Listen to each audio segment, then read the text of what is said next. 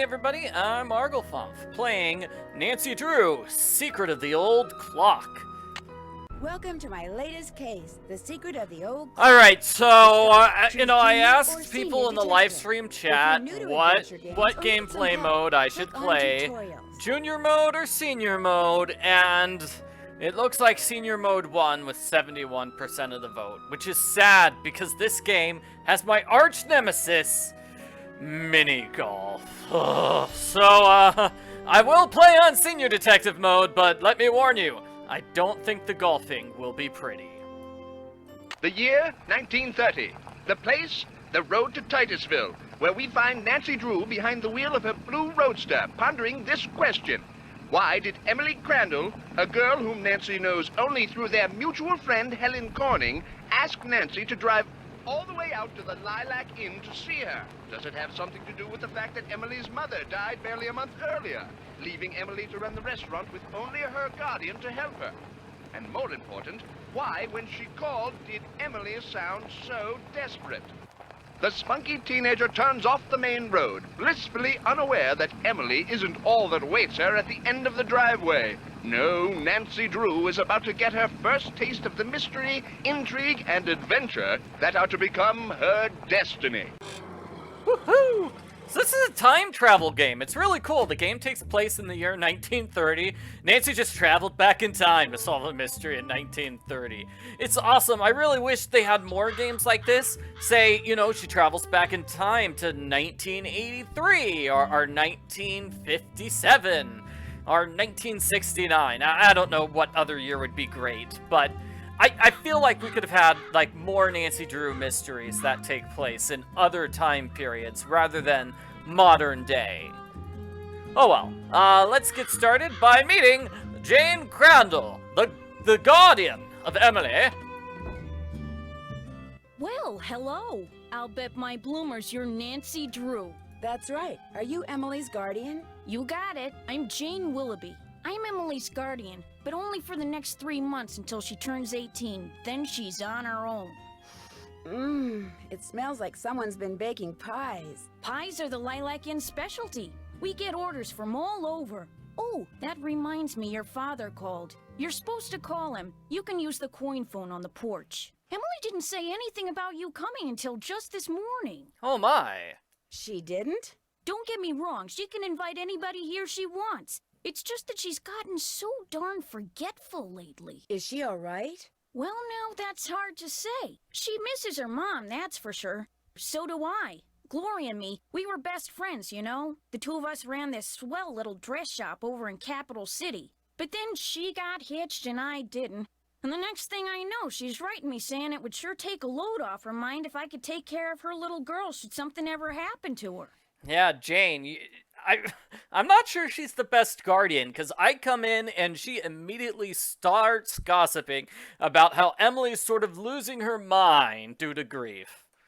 Emily's father? Died in the war. Cantigny, I think. Anyway, I couldn't say no. I mean, what are best friends for? I just wish I knew how to help Emily. You make it sound like she's in some kind of trouble. She's been acting so... Look, go talk to her. She probably just needs to spend some time with a bear cat like you instead of some dumb Dora like me. Go on up, she's in her room. Just make like a Boy Scout and be prepared.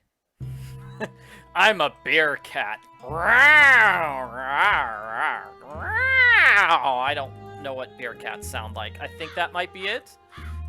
Anyway, let's get this mini golf done with. Oh, a miniature golf course. Swell. Let's get this mini golf finished. Just right off the start, we'll get the pain out of the way right now. What do you think? That seems like probably the best way. Without a scorecard. Okay, what do I do? Hit the scorecard? Okay, put in 10 cents. And now I get to play mini golf. Alrighty, so let's save our game here. And mini golf. Mini golf. We're gonna save as mini golf. So I need to get a score which is under 21. All right. So let's see. I need to bounce here. Alrighty. Woo! That went well. That went well. That went well indeed. Okay, that did not go so well. Bouncy, bounce, bounce. And perfect. No. Okay, that was 5. I can recover. Maybe I only got par on the first hole though. Well, this is one where we've got like a sneaky entrance. I thought there was a hole there, like a hole right in that area that I could hit. Okay, well, let me see. I'm gonna try to bounce here.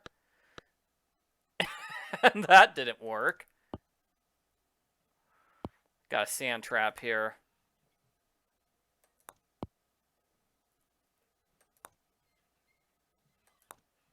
Wow. That was 8 on a par 2. On a par 2. So it should have taken 2 hits. It took me 8 hits. Yeah. So this is clearly how Old Man Crawley became rich, is everybody wasted all their money trying to win a prize on golf, and none of them made it.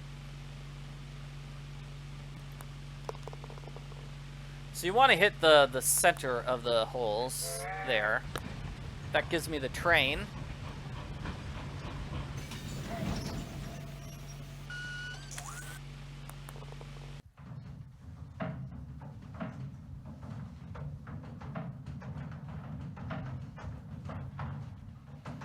Yeah, doing mini golf right off the bat is definitely an option. Yep. Okay, so that was a par 3. So I need to... I'm not gonna beat the last 2 holes in 3 hits, but that's what the game requires me to do in order to win. All right, here we go. Yeah. See, both these holes have part 2s.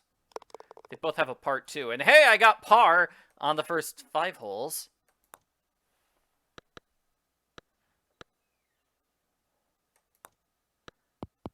I hit it too hard. Alrighty. I hit it too hard. I hit it too hard. Oh, come on. Missed it. Ow. Fiddlesticks. Alright, let's try again.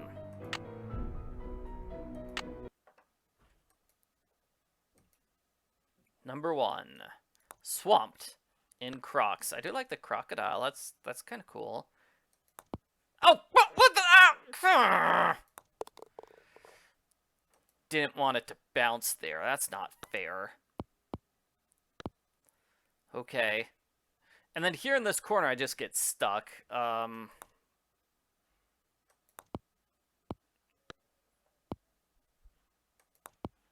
Yes? Yeah, no, oh. Woo! Okay. Alright. I just need to... Oh, come on! Go into that top secret entrance exit and let me get this hole in par. Alrighty. Well, I think I've already lost it, but who knows? We'll try. Wow. That was terrible.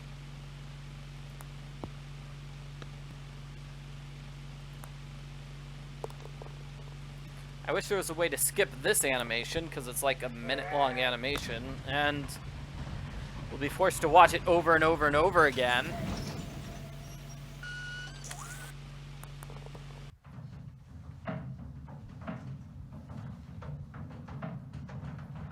Yeah, I'll just go for a hole-in-one on all of these things, and it will be great. Yeah, okay, maybe I can win this. The par is 10 on the next 2 holes. Okay, let's see. I'll try to hit it here, above. No, let's go for below. Oh, come on! Should've gone with above. Maybe this will fit. Maybe this will work.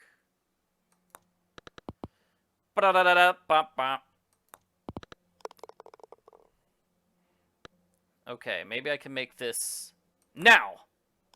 Yeah, I got a par on that, and I've got 20. I need to hit a hole-in-one on this hole, otherwise I won't get it. Okay, hole-in-one, everybody! Hole-in-one time, check it out. Okay, so, I'm in upper right-hand corner. Fingers crossed. Dumb mini-golf. I don't know who thought mini-golf was a particularly 1930 thing. Is there a reason to like, have mini-golf? I mean, yeah. This game takes place in the year 1930. The year was 1930. Oh, horse feathers. And for some reason, we are playing mini-golf. I mean, I could understand if it was like a 1980s game and we had to play Pac-Man or something, because Pac-Man was popular in the 1980s. Wow, missed that.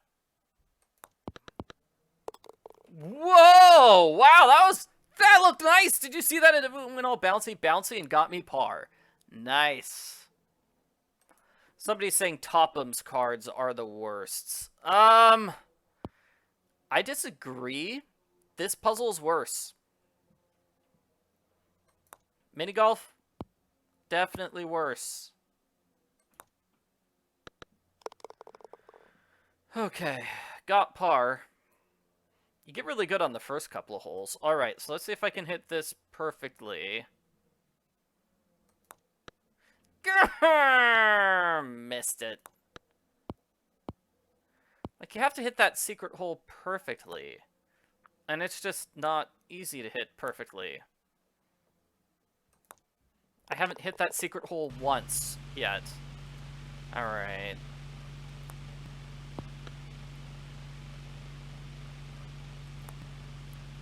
Oh, I thought that would have been perfect. Woo!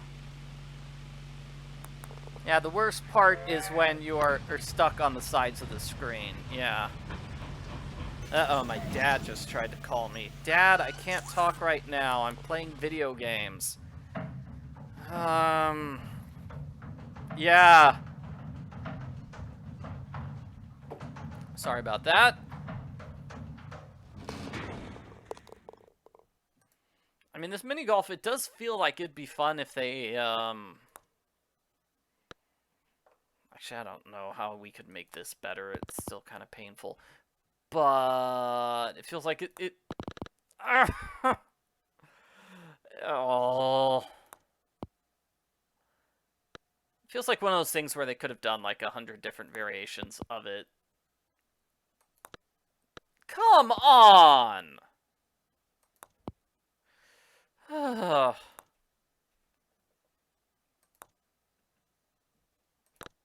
Okay.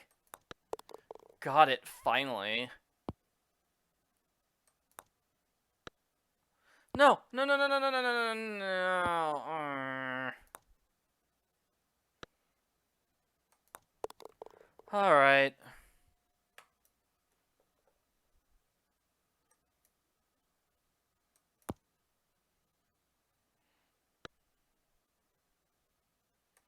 Yeah, I definitely do not enjoy the puzzles in this game as much as the puzzles in Curse of Blackmore Manor. I really like the setting of the game. I hit it too hard. She says when it went right into the hole perfectly. Why, Nancy? Just why? Darn. 35. 35. Alright, let's do it again. Oh yeah, the sewing in this game, also really hard. Yeah. This is just not the game for easy puzzles, I suppose.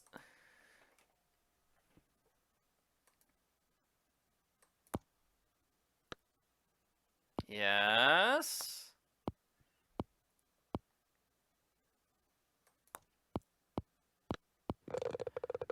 Yes. So now I'm at par, I think. Okay, so let's try here. Come on, why?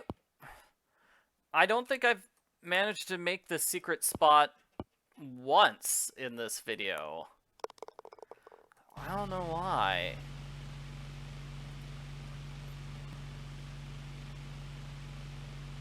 Let's go here.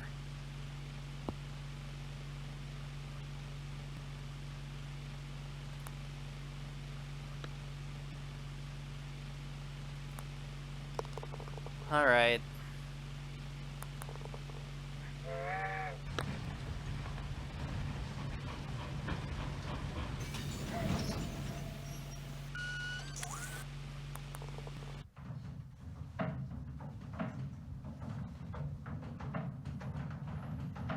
Like, if you play this game perfectly, it is possible to beat the game without doing mini golf. But we are mini golfing here. And let's go. Final 2 holes. Let's see if we can do well.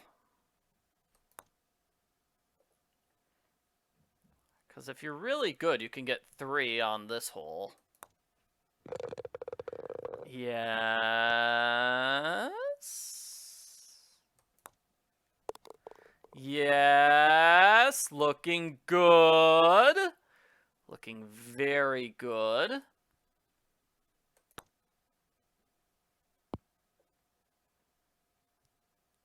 Looking kind of terrible now. Like this maybe? Nope.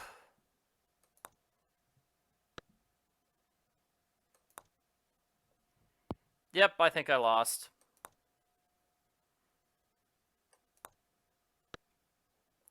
Ah.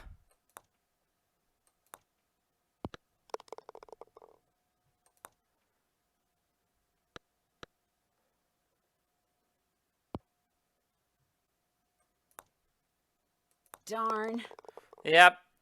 It was that last hole which totally destroyed me. I was on course. I was just about ready to do it, and then I failed.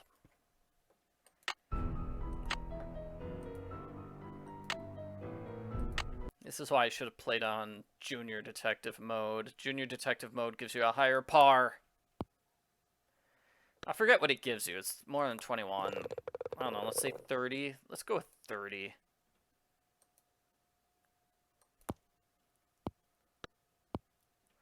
Nice, perfect first shot.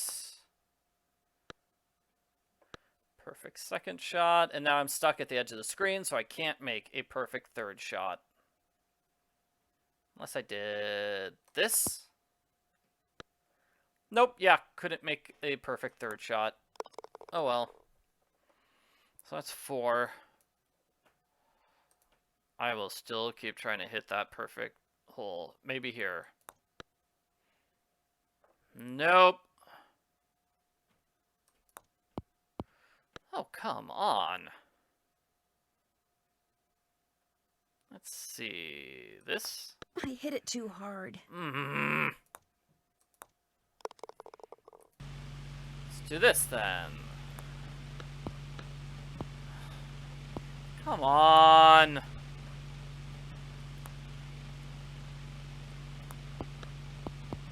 This.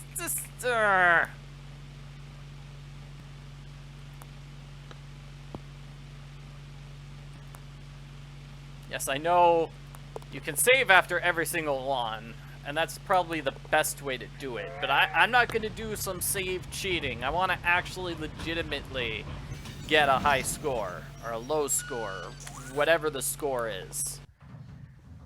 Low score, right? It's low score. We're playing golf. In golf, you want to get a low score.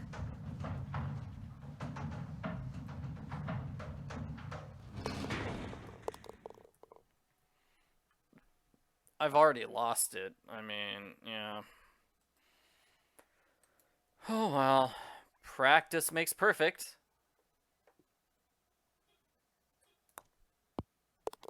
Yes? No. I mean, like, that was really good. That was a 3 on a par 5. Why can't I get that every time? Why wasn't that the... Oh! Uh-oh. Come on. I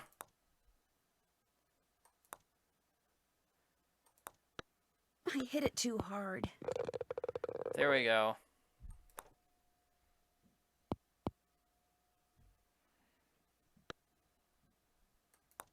Missed it. Try again. Anybody keeping track of what attempt this is? Attempt number 7? Ooh, good. Got it. Nice. You do get a little better at the first few holes. I feel like the last 2 holes are just so impossible. It's kind of hard to get better at them. Alright, let's go with this. Beautiful. And then this is here.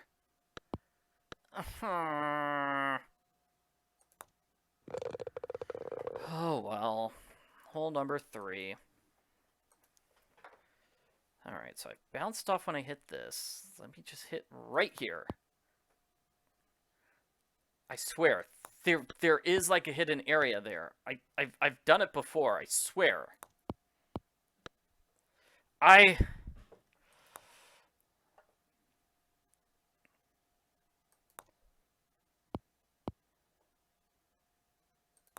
hit it too hard. No, you didn't, Nancy.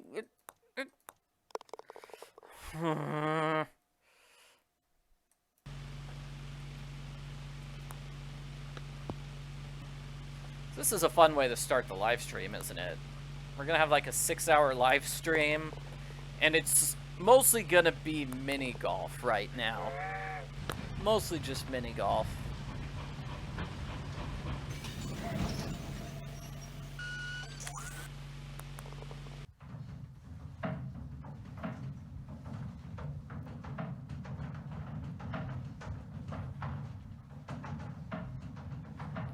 Yeah. It's always sad when I know I've lost it and I have to play the last 3 holes anyway. It's like, oh, I can't even see the golf ball now. It's like, do I really have to do this? Do I really need to put myself through this misery? Hey, that went pretty well.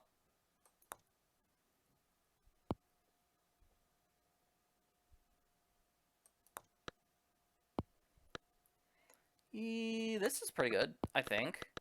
I hit it too hard.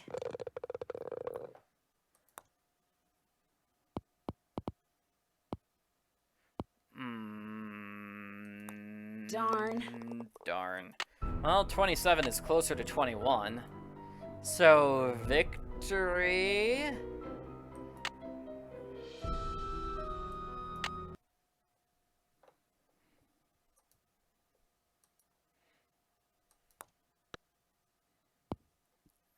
That's not good.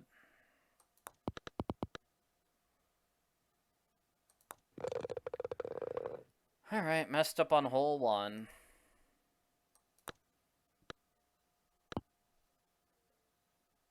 Alright, I'm just gonna slam it as hard as I can here.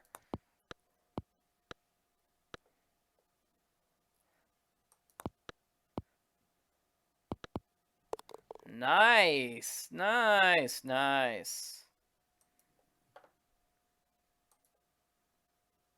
All right, let's go here, maybe? There we go. Got it, finally. I hit it too hard. That was the top secret area in hole number 3. Got it on my 11th try.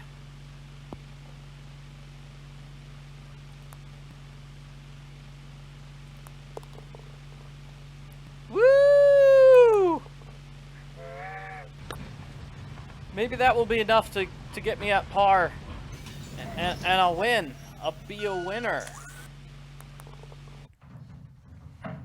Winner, winner, chicken dinner.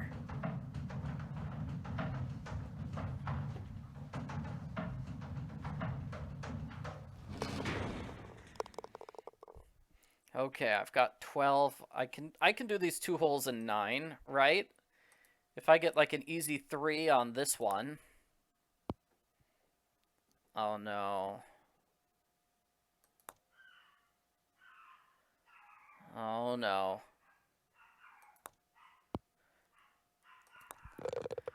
Yeah, I had bad luck there. Okay, I need to make this one in 4, and then I've got it.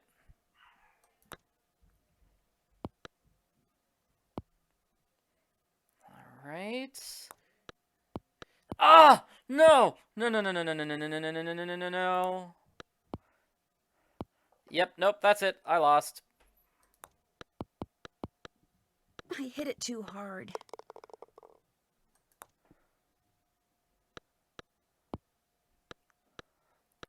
Bouncing around everywhere. Oh, horse feathers. Horse feathers. Okay, let's do some more mini golfing.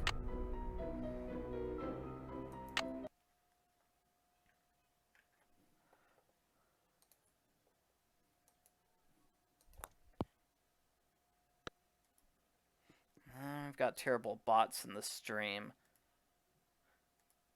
I wish YouTube would just block the bots automatically, because I get the same, like, bot every single time I stream.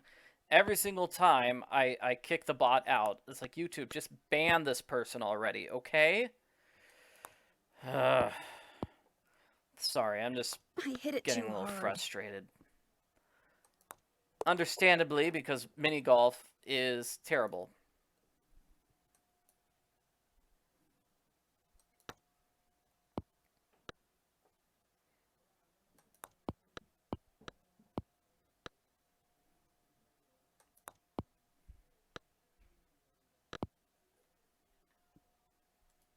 Yep, bot's back again.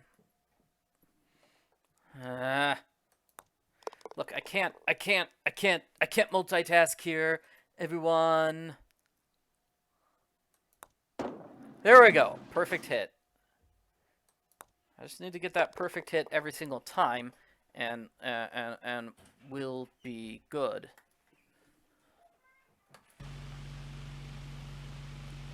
Hey, how's the puppy?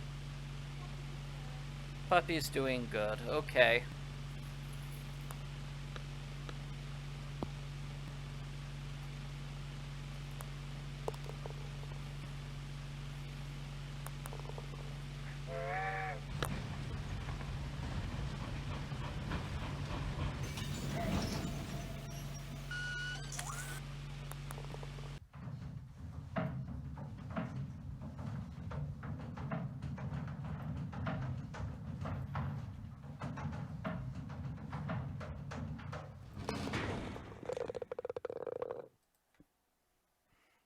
Alrighty, and hole 5.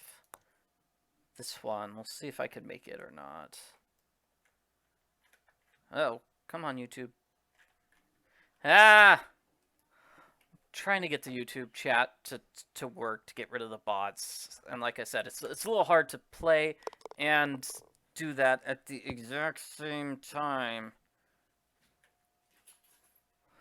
Okay, and then this one will go here. Perfect. Okay, so again, I need like 4 on this final hole, which means I have to get one of the first 2 shots, like the first 2 or 3 shots, perfect. Ooh, nice.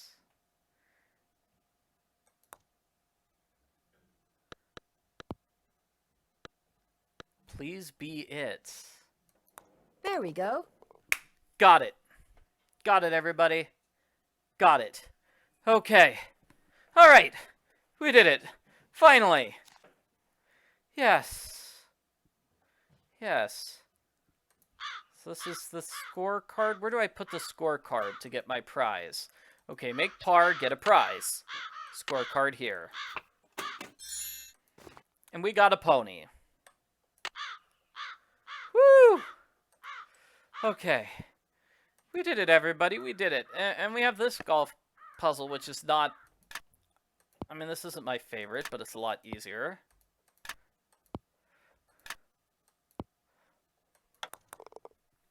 So 2 of them are correct, 1 is not, and then 1 is just completely wrong. So let's test and see if... Blue or red? I mean, red or green? Okay. I'm not the best at this. Let's say blue's correct. Red, green, and orange. Oh, man. Okay. Well, I got 2 of them correct there, so let's say blue and red are great. Orange goes on top. And no, it's not purple there. It's not purple. And it can't be yellow. So it's got to be green, correct? No. See, even with this puzzle. Whew. Okay. So let's... This is rough. Alright. Trying to figure out which ones are correct. I think... I don't know. Let me back away and try it again. At least this one's free. I'm glad this one is free. Yellow, red, green, blue. Let's try that. Only 2 of them are right. So let's say orange, purple, green, blue. 3 of those are right. Okay, so let's just assume blue is not it. No, orange, red, yellow, blue, maybe? Okay, I got all the ones correct, but they're always in the wrong spot. Great, finally, okay. So blue is always in the wrong spot. Blue has never been correct. Blue has been in all the spots except this one, so blue must be here. Purple must be on the top, as is orange. So yellow must be here. Got it. Interesting. And this is a puzzle. 1, 2, 4, 2, 8, 2, 7. You can see those are kind of highlighted. There we go.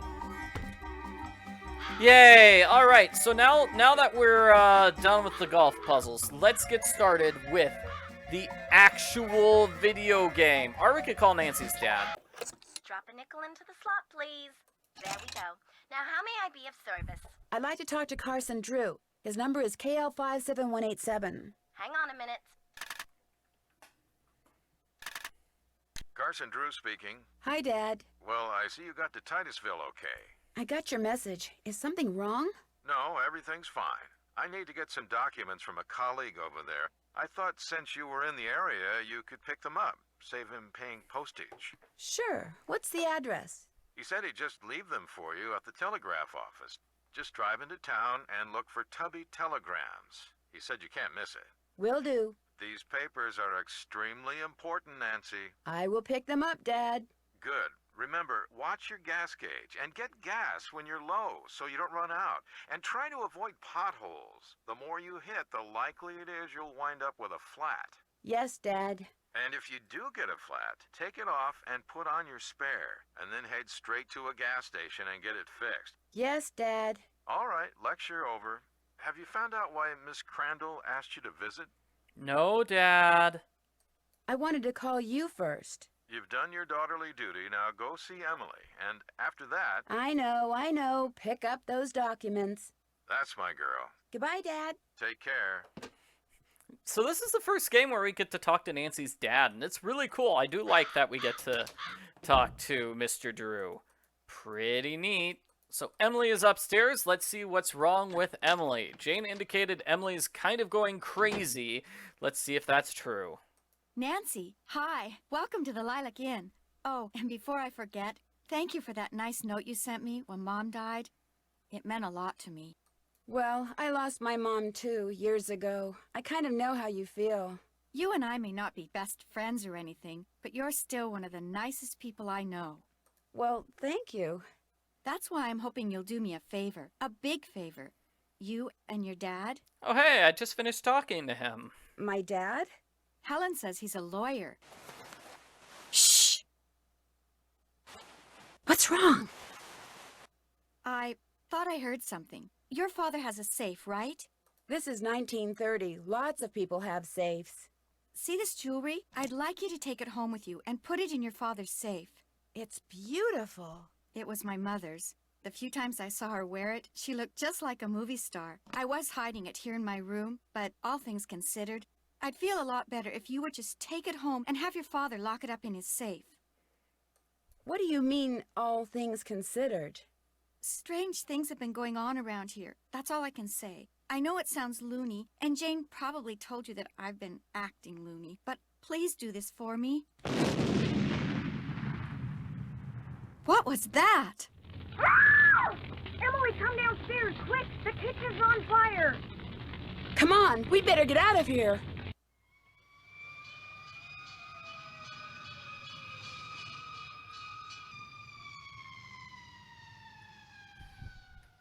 This is horrible, just horrible. The fire chief says the stove was completely destroyed and there's smoke damage everywhere. The inn will have to shut down for months, maybe even for good.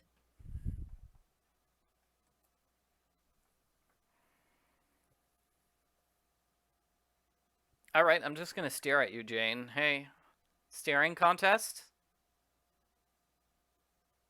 Okay, she wins. Will insurance cover the damage? I asked the fire chief the same thing. He said there could be a problem. What kind of problem? It looked to him like one of the burners on the stove had been left on. The flame either went out or was never lit, but anyway, something made a spark and boom. He said insurance companies are very reluctant to pay out when things look hinky, and that's when times are good. Where did Emily go? She was right here. Emily was the last person to use the stove. Like I said, she's been real forgetful lately. I think she's pretty upset. But it's not her fault. What with her mom passing away barely a month ago, and me showing up, this total stranger who doesn't know the first thing about kids or running a restaurant, and her trying to do everything all by herself. It's just too much, that's all. Who wouldn't go a little off their nut? I better get that. The line to the regular phone got burned up in the fire, so now the only phone we got is the coin phone on the porch. Excuse me. Oh, no! Emily? Emily, what's wrong? My mother's jewelry! It's gone! Someone must have stolen it while we were all downstairs. I knew something like this was going to happen. I just knew it. Oh no! Jane said that you were the last one to use the stove. Is that true? I did not leave the stove on. That fire was not my fault. Oh, what am I going to do? Without that jewelry, I don't have a prayer of paying for a new stove. And without a stove, I'll have to sell the inn. And if I lose the inn... I wish Mom were still here. I wish Josiah Crowley had left us the money like he always said he was going to. That's what I wish. Who's Josiah Crowley? He was this old man that lived next door. He died last year. He spent most of his time here at the inn, and he led my mom and me to believe that he'd left a lot of money for us in his will. He gave us a clock, and afterwards, he'd always point to it and get this little twinkle in his eye and say, "Time will tell." But when they finally found his will, he didn't leave us a penny. Oh man, she seems really bitter about this old guy, cheating her out of his will. Did he have any family? No, he always said Mom and I were his family. Josiah was kind of a screwball. One time he showed up at my birthday party dressed as my great-aunt Harriet. I didn't know it was really him until 2 days later. Anyway, he had all these weird hobbies, and he always thought it would be really keen to read minds. Josiah invited Richard Topham to move in so Topham could help him develop his paranormal powers right there in his house. Josiah was a sweet old man, and I do miss him. And he was free to give his money to whomever he wanted. But to get our hopes up like that, and then leave us nothing, it just wasn't like him. How many people knew you kept your mother's jewelry in here? No one. Well, Jane, my guardian, she knew, but I didn't tell anyone else. Where is Richard Topham now? He still lives in Josiah's house, which is right down the path out back. His house and the inn were built at the same time by two brothers during the Civil War. Was your mother's jewelry insured? Gosh, I forgot about that. I don't know. Jim Archer, I bet he'd know. He's our banker. I guess I should go talk to him. Not one of your favorite people, huh? Oh, no, Mr. Archer's very nice. I mean, for a stuffy old banker. I'm just so bad at business things. And Jane, my guardian, She tries hard, but she's no good at it either.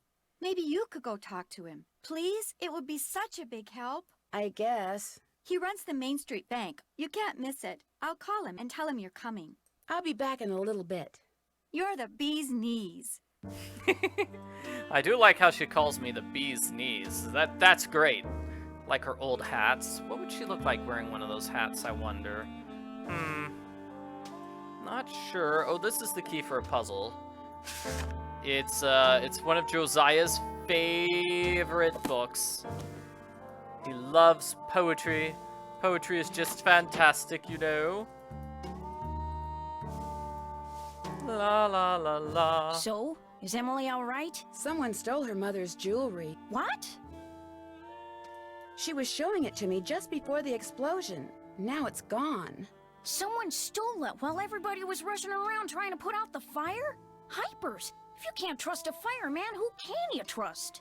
I'm not sure it was a fireman who did it. It could have been someone else. Emily said you were the only one who knew she had that jewelry.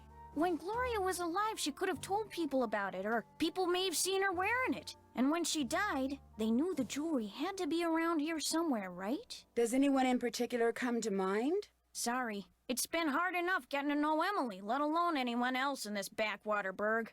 Well, guess I better go call the sheriff. Is that your car I saw when I drove up the driveway? My old rust bucket's parked out back where nobody'll see it. Be nice to buy something decent, but last time I checked, my last name was Willoughby, not Rockefeller. Does the miniature golf course that's out back belong to the inn? No, that was Josiah Crowley's. Way I hear, he built it himself. Oh, so he's to blame for the mini golf. Ugh. Was it open to the public? Nope, it was just his own private little course. Can you imagine? Wish I had money to throw around like that. Well, I'll talk to you later. Alrighty-dighty. Yeah, somebody probably would have noticed a fireman running up the stairs. That is definitely something. Okay, there's the kitchen, totally destroyed. I think we've got a couple of things to check out here. Oh yeah, we have a puzzle. Like magazine. I like magazines. And this explains how to do the card puzzle later on. Hobo sign language is pretty cool. So we had the cat sign outside. That indicates a kind woman lives here. Hit the road, Buster. Hey, this is a good place for a handout. Fresh water, bad water. Authorities here are alert. And let me see, isn't there... Ah! We've got a new planet, everybody. A 9th planet is discovered. It's named Pluto. Whoa! It is really cool, but some government officials say it's just a tiny rock. Man, hard to believe that a year after this game was made, they decided Pluto was no longer a planet. Poor Pluto. Okay, so this is a slider puzzle. It's similar to the slider puzzle in Nancy Drew number 4, Treasure in the Royal Tower. Let's see if we can do this. Oh, right, I'm on senior mode, so that means it gets to be extra difficult. That's great, beautiful, I love it. Ya da da da da, da da da da da. Let me see, I think I get red into place and then finish with the green.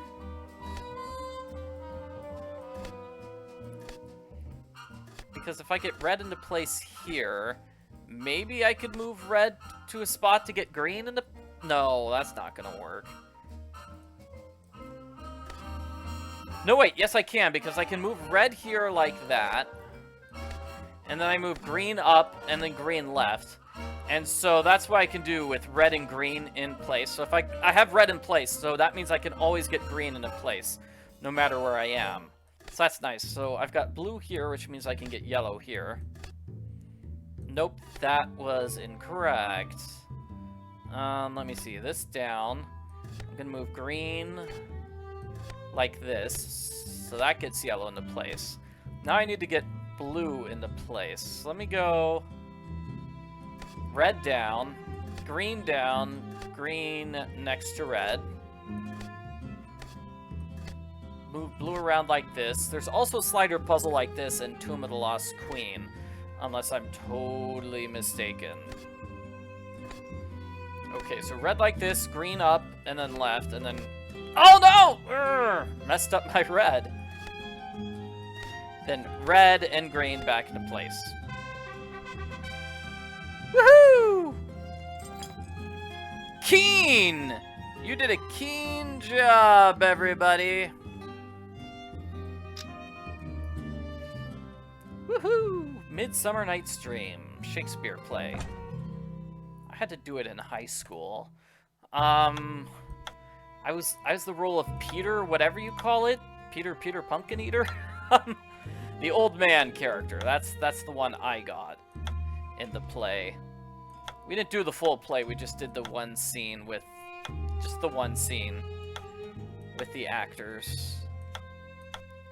So this is the slider puzzle. Oh my gosh. Let's back away and try it again. So slider puzzle, I'm trying to get this bird all the way to the right-hand side of the screen. I think I have to move this left, and I can move this left and this down. Yeah, so I can't move this... maybe I can.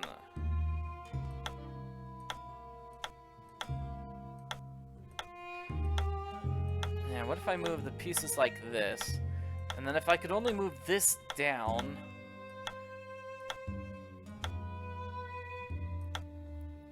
Nope. That gets me stuck with the cuckoo clock. So, like, if I could... Dog's barking again. I don't know if you can hear the dog barking. Sorry about that. But it's like, wow, I've cleared up a lot of space. If only I could grab this big piece and just move it to the upper left-hand corner. That might help.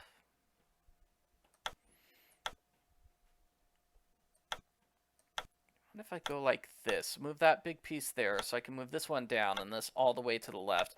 And then I can move these pieces up, this piece down, and to the exit! Woohoo! Wonder what this mirror's doing in here. Excellent! We've solved both those little puzzles there.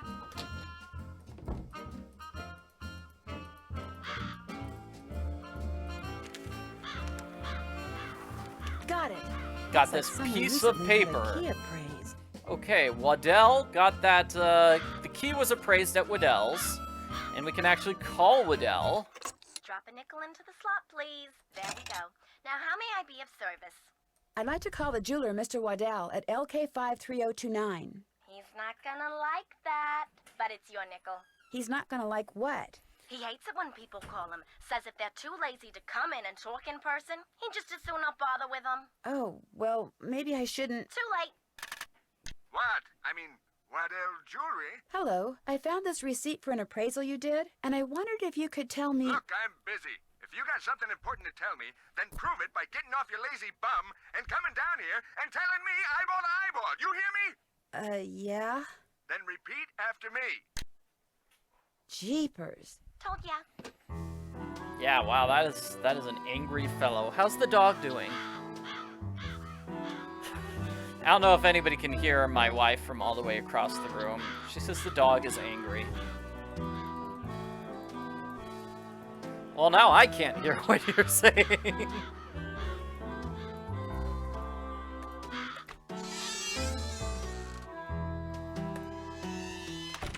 Over here, Miss Drew.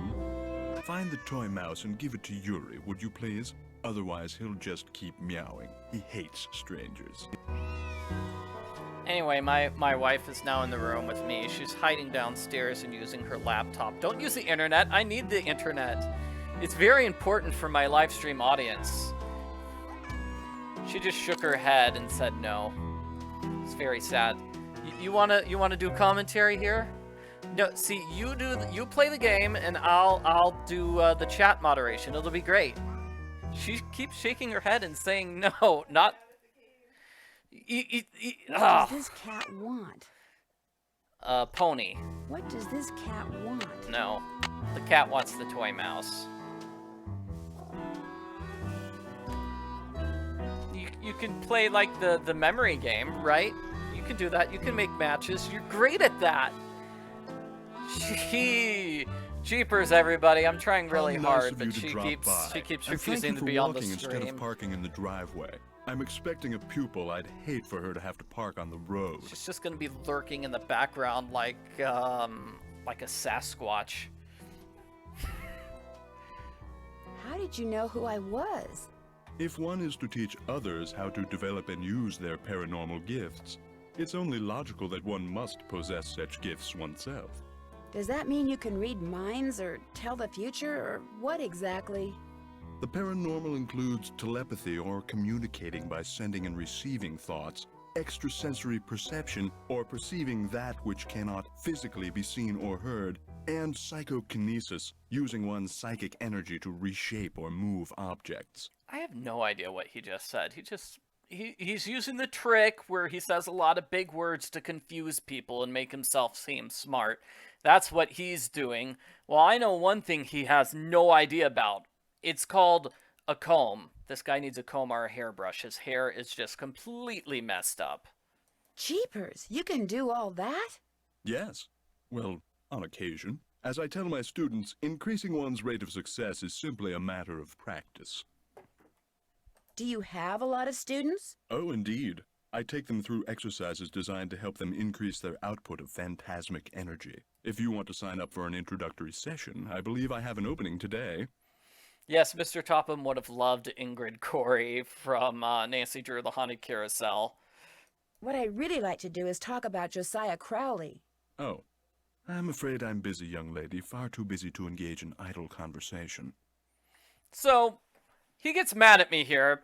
Once he learns Nancy is not buying what he's selling, he's like, no, just go away. I don't want to talk to you anymore. When would be a good time for me to come back? I'll be blunt, Miss Drew. I've discovered that the more time I spend with the, shall we say, intellectually unendowed, the more my cerebral pulsations seem to diminish. I'm afraid I cannot speak to you further unless and until you prove that you are worthy. That is, that your brainwaves are not unacceptably inferior and thus deleterious to mine. My brainwaves are pretty awesome, dude. How would I do that? What I have here is an exercise in logic. If you can discern the correct solution, then I'll know that conversing with you will do me no psychic harm. You may take it with you. Okay. Good luck and good day. So what we need to do is solve these brain teasers to prove that we won't cause psychic harm.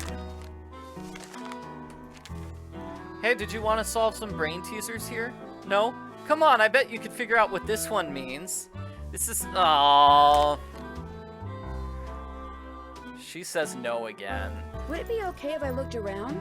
Go right ahead. The place is more like a museum than a house. What? I already know the answers to all the puzzles. I've Was played the this games like Josiah's 500 times already. Everything in here was Josiah's. Alrighty, okay, so the solutions to this puzzle, this is all wet. That looks right. This is doll up. That's not how you spell doll up. Am I smart or what? I'm so smart. And this is a double cross. I'm getting A there. version of this is a crisscross. You see that commonly in these things. This is dry That up. looks right. And then this one is big cheese. Big cheese. Am I smart or what? Okay, solve them all. Now this is a simple matching puzzle. Just find the matches. I think this is the only, like, truly random puzzle of the game. Because where the pieces are changes every single time. That's how it works when you play memory.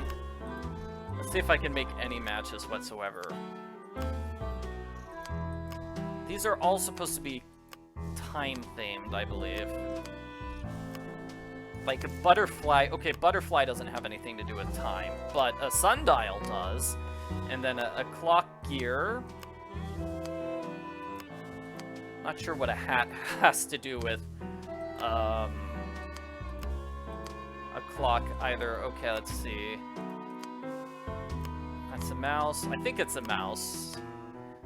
Cheese grater and cheese grater. And we did it! So, every single what is it? We need to find 4 of the clocks in order to get here. I do like the domino design on the outside of the clock. Doesn't have anything to do with anything, but it is very nice. So once we find all the clocks, we will solve all the clocks and get the... Each clock has a mirror. We need all 4 mirrors. That's basically the story. And here is a dead parrot. This parrot is dead. Ah! So let's see. Here's a thing. As you'll soon realize, Josiah's mental faculties were starting to go, I'm afraid. He tended to ramble. Very little of what he wrote in there makes sense. Everybody's saying butterfly effect has to do with time, and then hats obviously refer to aging. Do they? What are you when you win Barred Bounce? What poet is the cat's meow? What will Para, my miniature golf course, get you? What's Gloria's middle name? And we've solved all these already because I'm amazing, and also I knew they were puzzles coming up. So we won Barred Bounce, we checked out the poet, we did get Para in the miniature golf course, but we don't know what Gloria's middle name is. Becoder is in the rivet. 2 to the right. And this is how, this is Topham's test, the clue for the puzzle, which we just solved, so it doesn't really matter. And the typewriter ribbon is sort of broken. The becoder is in the rivet, so decoder trivet. So 2 to the right. That means 2 letters to the right. So 2 letters after B is D, 2 letters after R is T. And the CC whereabouts, they're near the scrambled picture in the tunnel, which we'll see once we get to tunnel. And to open the big clock on top, you need to get flute, Thisbe, and Pyramus their cues. Bottom's cue is in the note to Gloria, so we need to find that Gloria note. It is nice that 2 of the puzzle things are specific to Gloria, the dead mother. It's like he wanted her to find the will and then get all the large inheritance. Oh, Gloria's middle name is Lois. Yeah. I know it, but the game won't accept that answer until I figure it out. And the golf course poem, we already solved that. I pointed out those were numbers. And... It looks like Josiah lent a trivet to someone, but I can't make out to whom. He lent out the trivet to Twin Elms.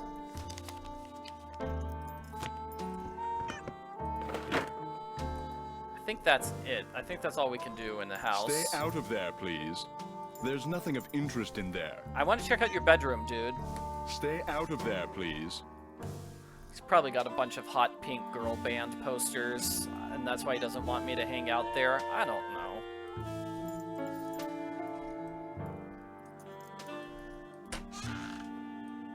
Actually, wait. We can talk to him. Yes. Am I to assume that you have the correct solution to that logic problem? We solved the logic puzzles. I think I do. Let's have a look. Why, you appear to have indeed found the solution. Well, since you've proved yourself to be intellectually above average, which means talking to you should do me no harm, what would you like to talk about? Would you happen to know what Gloria Crandall's middle name was? I haven't the foggiest. Ah, well. When and how did you meet Josiah Crowley? Last summer, while on my way to the university for a conference, I stopped for a bite at the Lilac Inn. Since it was crowded and I was in a hurry, I agreed to share a table with an elderly gentleman who, like me, was by himself. As soon as I told Mr. Crowley who I was and what I did, well, he insisted that I give him a training session that very afternoon, and was so thrilled with his progress that he demanded I stay and teach him everything I knew. So it was his idea that you set up your school in his house? Oh, I know rumor has it that I somehow tricked him into it, that I insinuated my way into his home, but I assure you that was not the case. Were you surprised when you found out that Josiah had left you everything? Delighted? Yes. Surprised? Not really. Josiah was all alone, you see, surrounded by people like the Crandalls and that banker, Jim Archer. People who were nice to him only because they knew he had money. Did you hear about the explosion and fire at the Lilac Inn this morning?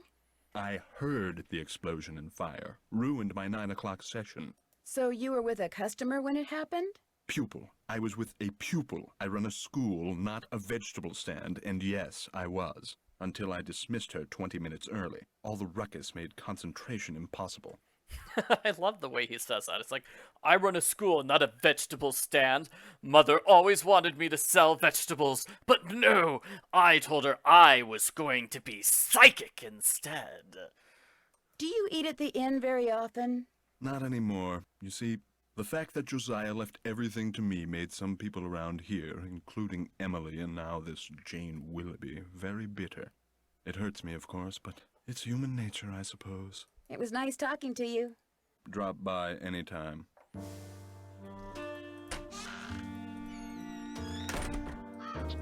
Excellent.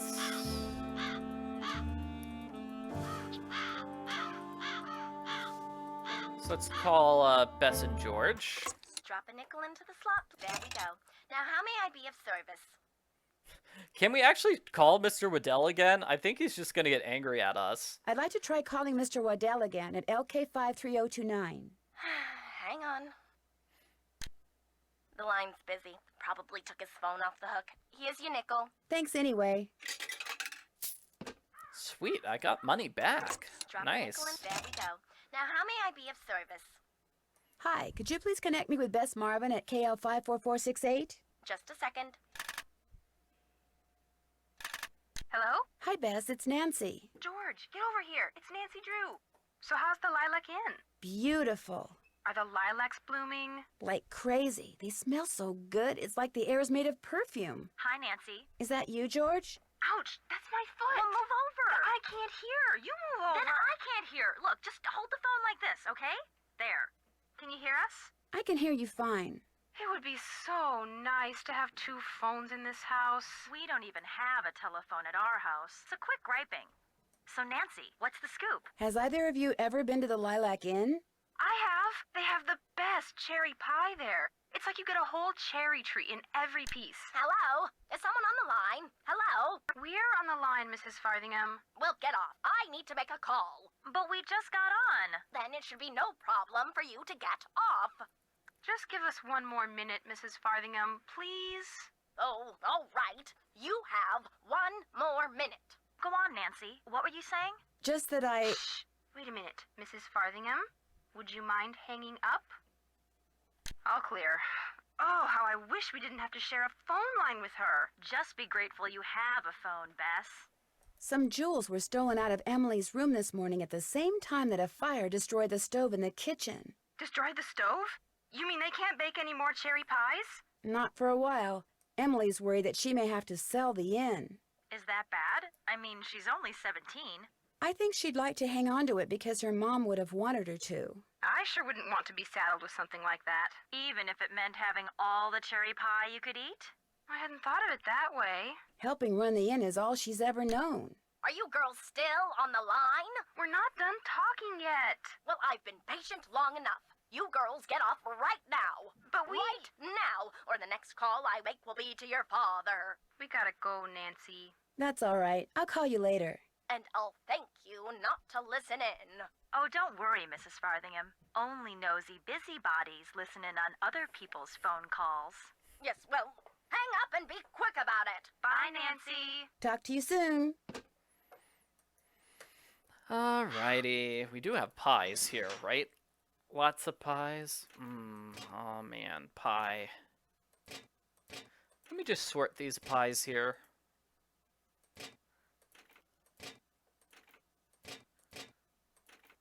Just getting them all nice and sorted.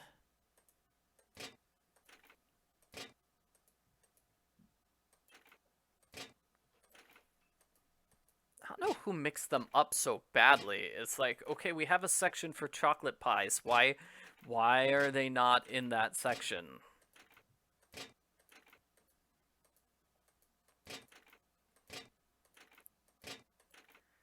There we go. Sorted your pies for you, everybody. Glad those pies are fantastic. Now we can go into town. We've got 2 things to do in town, I believe. That car I saw before is gone. Yeah, it is kind of dramatic that Nancy has to spend money to make phone calls. It's so not fair, especially if that lady's gonna kick me off my phone calls. It's like, hey, you need to give me back my 5 cents.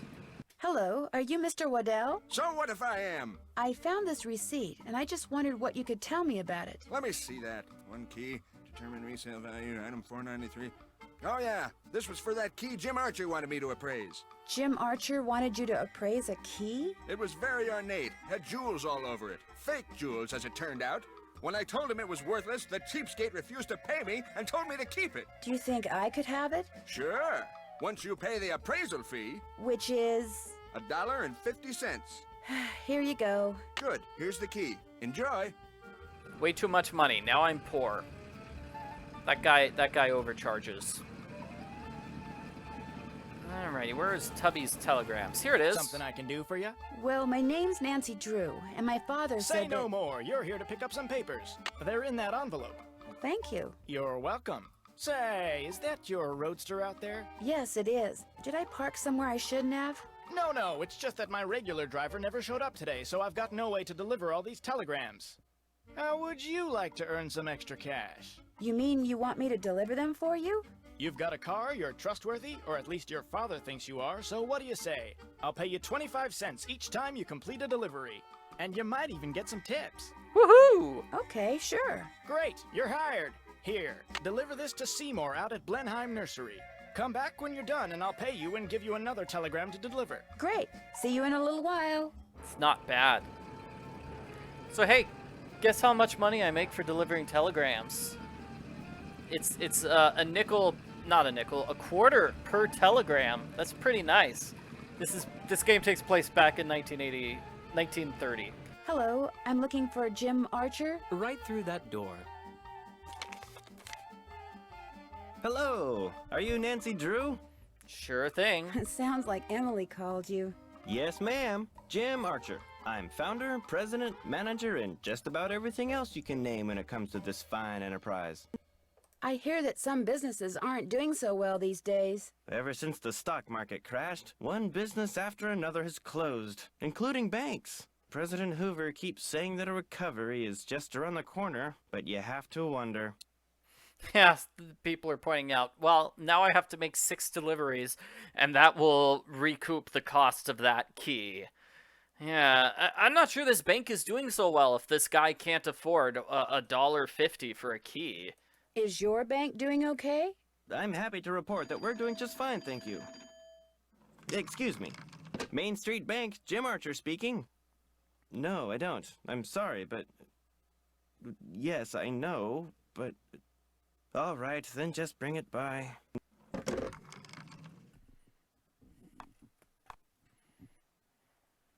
Sorry for the interruption. How can I help you? I do wonder what that phone call is about. What is somebody going to bring to the bank? Are they going to bring, like, mortgage papers? Are they going to bring, like, an old soggy sandwich? Like, he really wanted a ham sandwich, but all they had was turkey, and he's like, oh, fine, just bring it by. Because he didn't want the turkey sandwich, because that costs twice as much, and he doesn't even like turkey to begin with, but he's forced to buy it, and poor Jim Archer. Yeah, see, if he had bought the cheaper sandwich, then he could have afforded the key. That's what I'm thinking is what happened. How well do you know Jane Willoughby? You know, Emily's guardian? Not well at all. Met her once or twice. Seemed a little flighty. Everybody's saying, for reference, $1.50 in 1930. It's about $25 today, so he could not afford $25 to get a key appraised. What was Emily's mom like? Had a good head on her shoulders. Friendly, too. Having a big slice of blueberry pie at the Lilac Inn was always a real treat. It'd be nice if family could carry on the tradition, but times are just too tough. If she's smart, she'll sell before the bills start piling up. Do you happen to know whether the jewelry Emily inherited from her mother was insured?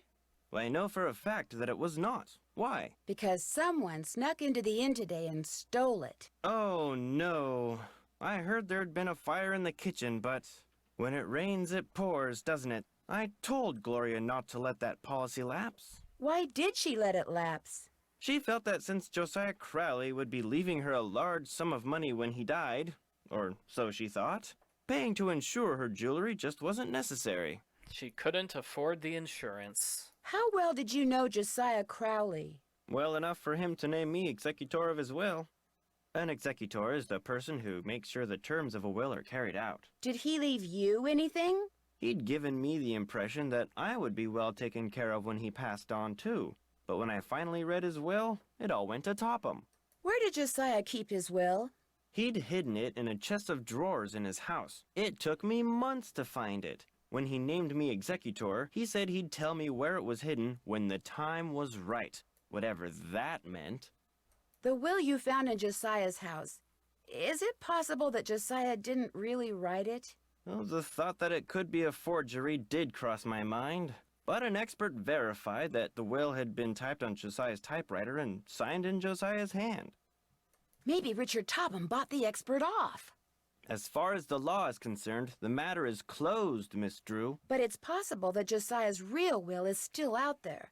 Are you sure he never gave you any clue as to where he'd hidden his will? Whenever I asked him, he said he'd tell me when the time is right.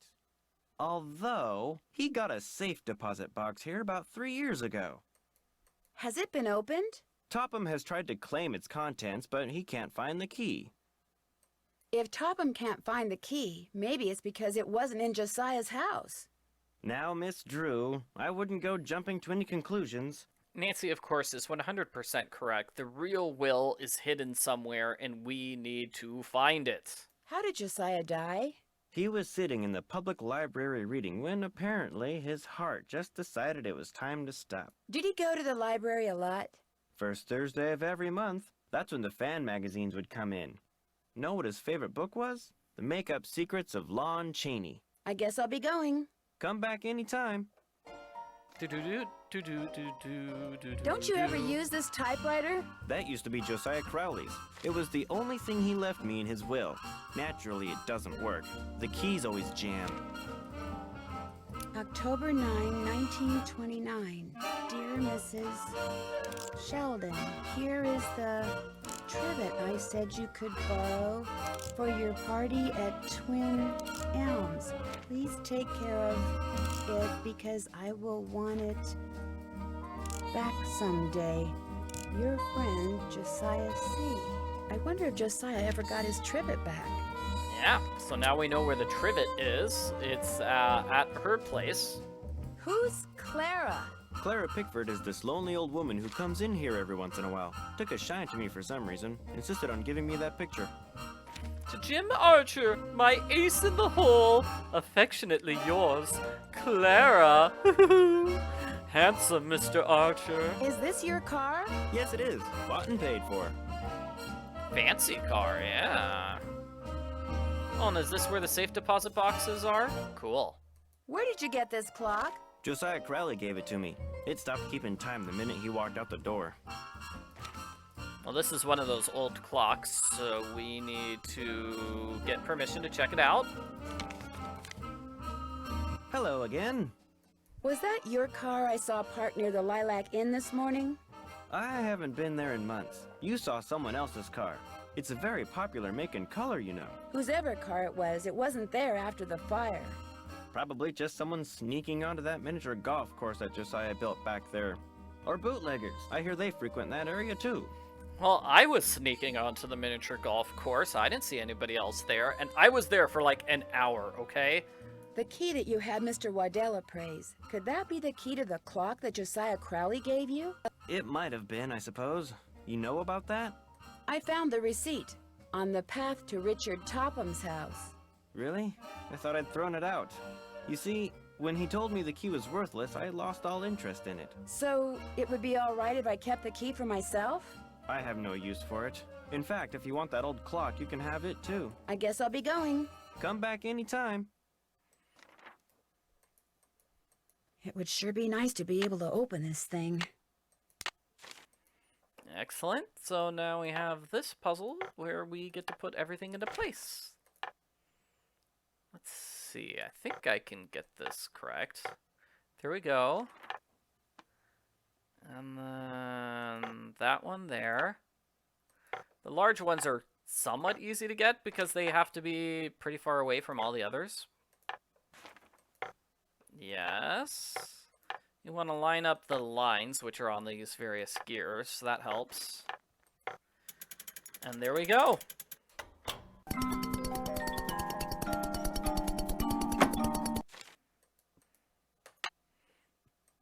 Nice music. Hey, solved your puzzle, buddy. Hello again. Oh, did you not notice me solving the clock puzzle? I guess I'll be going. Give my best to Emily. Oh, well. Let's head on out of here.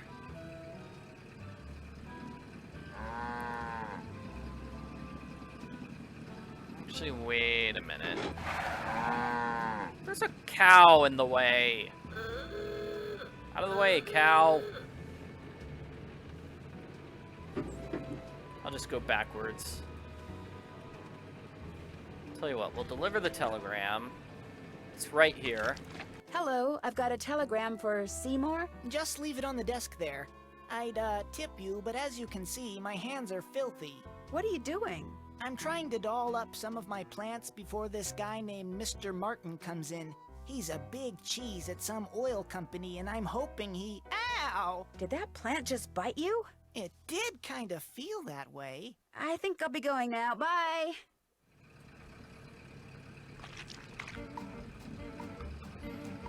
So we're gonna pick up another telegram, get that 25 cents.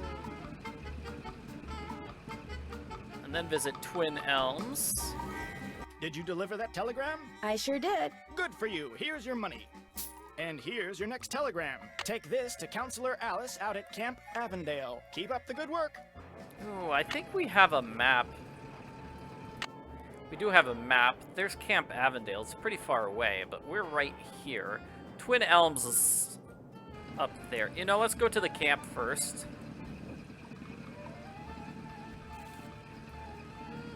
I've already lost track of where I'm supposed to be. So I go past the Grange and then down and then right.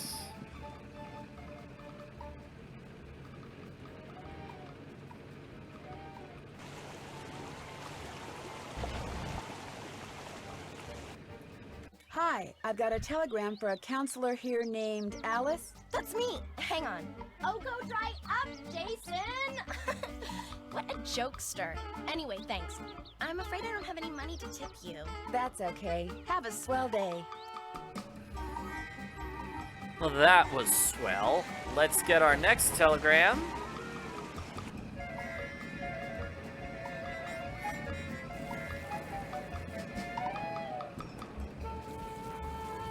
Did you deliver that telegram? I sure did. Good for you. Here's your money.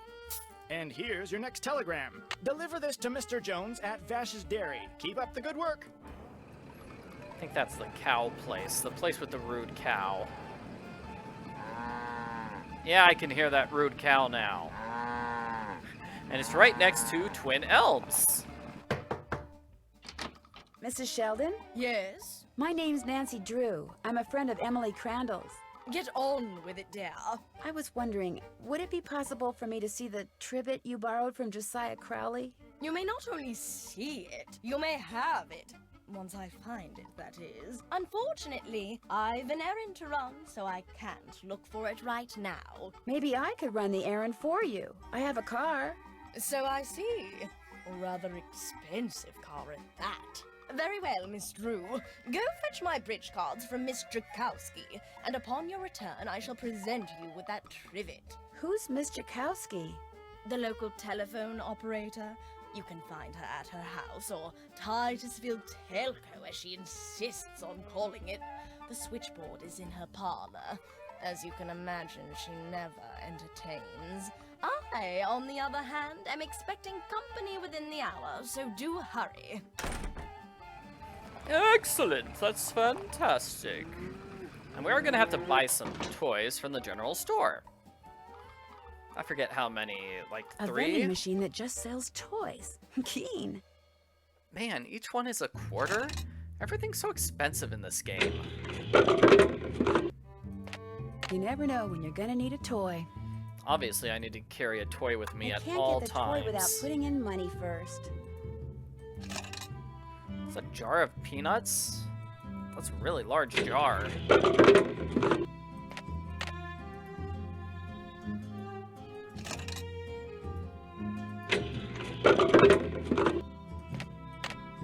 Poor Nancy's gonna be broke after this.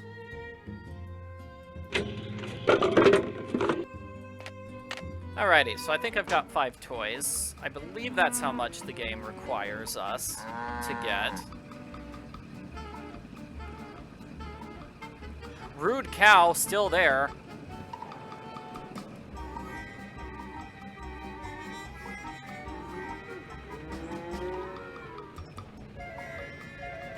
Hello, I need to deliver this telegram to Mr. Jones. That's me, thanks. You can tell me I'm all wet, but I don't have any money to tip you with. Wait a minute, here, how about a nice fresh glass of milk? No, thank you. Bye. Okay, I've got about 120 in my bank account now. That's good. Yeah? Are you Miss Jakowski? Yeah? And you are? Nancy Drew. I'm a friend of Emily Crandall's. You know, at the Lilac Inn. Oh, yeah! I put you through to your father, didn't I? You pick up those papers for him yet? Actually, Wait a minute. How did you know about that? See this headset I'm wearing? I plug it in and what do you know? I hear things. Look, I'm kind of pressed for time.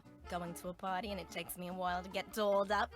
What do you need? Mrs. Sheldon asked me to pick up her bridge cards from you. Tell you what, I'll get you those cards if you drive that fancy car of yours over to the orphanage and pick up some raffle tickets from Mrs. O'Shea. I should be able to unload a ton of them tonight. I'd be happy to. Good, I gotta go. Yeah, I'm coming. Yep, so I guess this one woman runs the entire telephone business of the town. Let's get a new telegram. Did you deliver that telegram? I sure did. Good for you. Here's your money. And here's your next telegram. This one goes to Miss Ross at Sunnybrook Farm. Keep up the good work. Miss Ross at Sunnybrook Farm. Where is it? I don't know. It's a farm.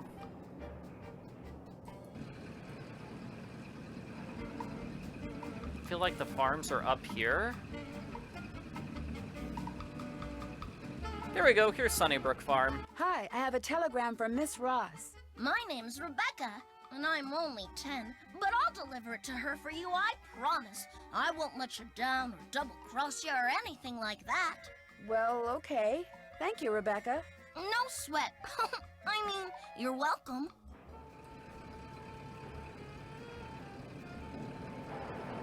Let's see, what's in this direction? That's just a train station. Just the train station. I'm gonna pick up some gas over here. Welcome to Zippy's, where zipless service is zippily zapped and zippy service is the zippiest. Fill her up? Just 25 cents worth, please.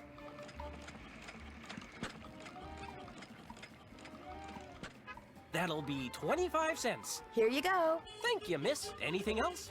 No, thank you. Drive zippily. So gas is only 16 cents a gallon. My goodness. Wow. That's just crazy. Okay, let's visit the orphanage. Excuse me, are you Mrs. O'Shea? Yes? My name is Nancy Drew, and... Stephen, put that down this instant. We do not run with sticks in our hands. Or in our mouths. I'm sorry. You were saying? Miss Jakowski asked me to pick up some raffle tickets from you. Oh, yes, the raffle tickets. The fact of the matter is Elsie, no hitting. I can't even think about those raffle tickets right now. I promised the children they'd each get a toy for going a full week without breaking anything. And I'm short 5 toys. Do not eat that, Clarence. Would you like me to get 5 toys for you? Oh, goodness, if you could do that, I'd be forever grateful. They can be any kind of toy at all. The children aren't the least bit picky. Of course it tastes bad, Clarence. It's a pine cone. I better go rinse out his mouth before... Oh, would you look at that? He's actually chewing it. You're not a squirrel, Clarence. Spit that out this instant. It's always funny that the orphan is just trying to eat a pine cone. Yes. Hi, do you have 5 toys for me? I certainly do. Oh, that's wonderful. You're such a saint, you hear me? A saint. I'd better get these inside before the children see them. Thank you so much. Mrs. O'Shea, the raffle tickets? Oh, the raffle tickets? I don't have them, dear. You'll have to pick them up from Phelps' print shop. Then just take them straight to Miss Jakowski. We don't pull hair, Ralphie. Especially when we have jelly on our hands. Phelps print shop. Wonderful. Poor Nancy. She just has so many places to go. Sorry, young lady, I'm about to close. I'm just here to pick up the raffle tickets you printed for Mrs. O'Shea. Aw, darn it. I did tell her I'd have those done today, didn't I? Well, I'm sorry, but they're just gonna have to wait until tomorrow. Oh, but I need to have them today. And I need to go fishing. Fishing? My brother-in-law thinks he's hot stuff because he caught an 18-inch largemouth bass this morning. So I bet him I could catch a 19-incher by the end of the day. And if I do, I get his stamp collection. And if I don't, he gets mine. And since stamp collecting is about the only hobby I can afford these days, I am going fishing. I know. You stay here and print those raffle tickets, and I'll go fishing for you. Not everybody can catch a 19-inch largemouth bass, you know. It takes skill and muscle and brains. Bass are pretty smart. I can do it, Mr. Phelps. You better be right, because you're not getting those raffle tickets until I get my 19-incher. You can use my gear. I left everything out at the fishing hole. Great. I'll see you later. Alright, so now we get to go fishing, which is conveniently located right here.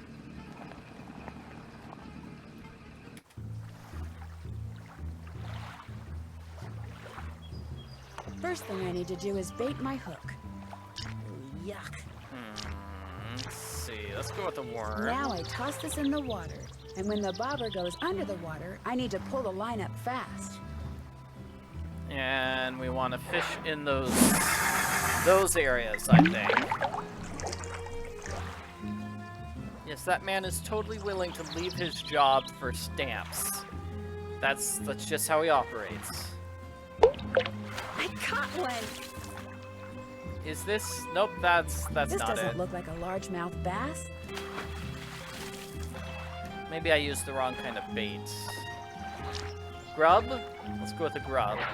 Same area.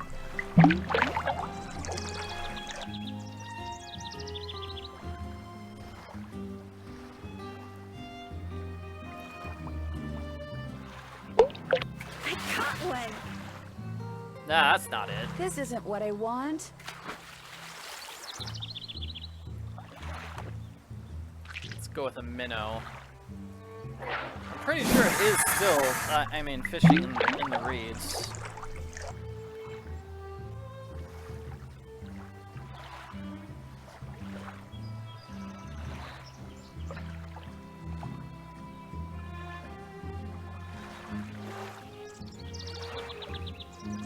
Come on. Maybe I need to use something else for bait.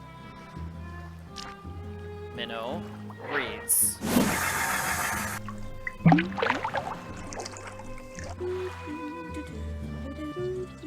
La da da da da da da da da da da da.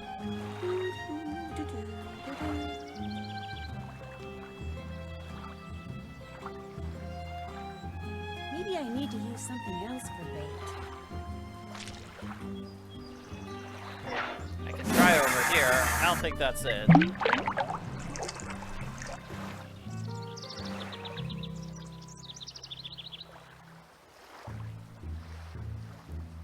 Nancy's just not catching anything up. I caught one! That's not a bass, though. This isn't what I want. It's not 19 inches.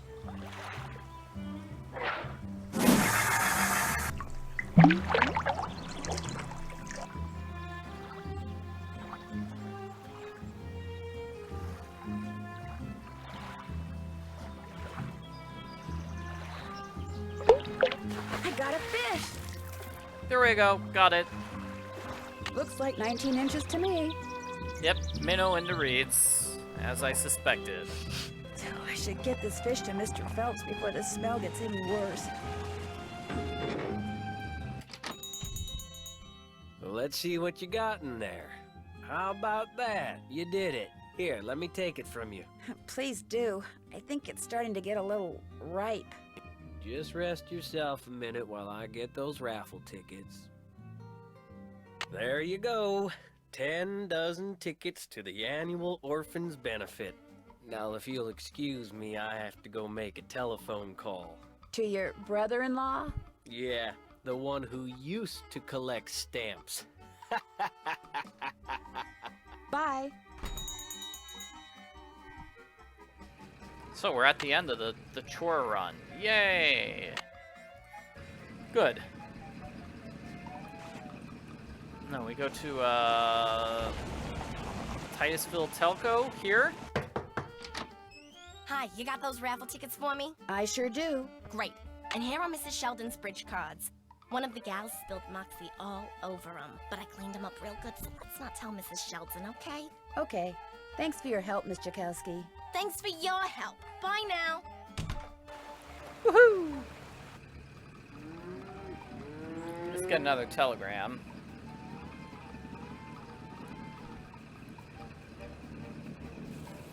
Did you deliver that telegram? I sure did. Good for you. Here's your money. And here's your next telegram. Deliver this to Dr. Bob out at the observatory. Keep up the good work. Where's the observatory? I think it's this one all the way out there. Wow, it's like nowhere near anywhere. Darn. It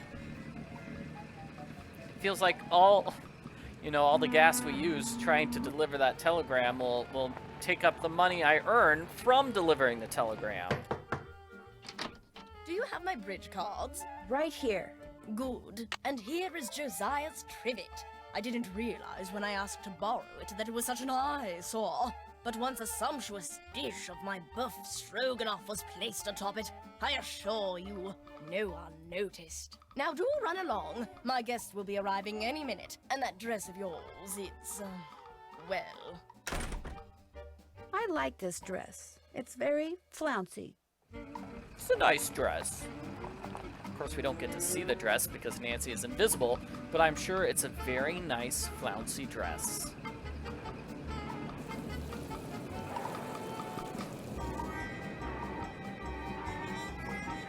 And we'll see if we can find the observatory.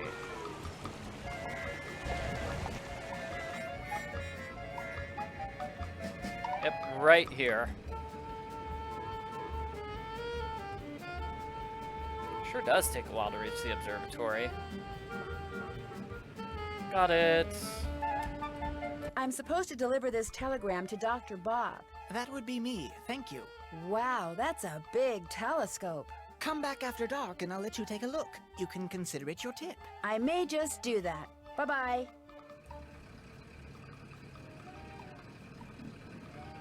Let's get another telegram when we return to town. Maybe how much money? I've got 145. I'm sure I can fill up on gas right now. I can. Welcome to Zippy's, where zipless service is zippily zapped and zippy service is the zippiest. Fill her up? Just 25 cents worth, please.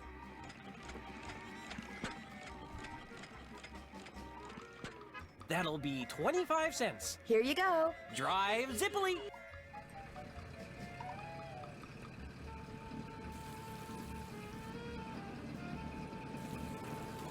Did you deliver that telegram? I sure did. Good for you. Here's your money.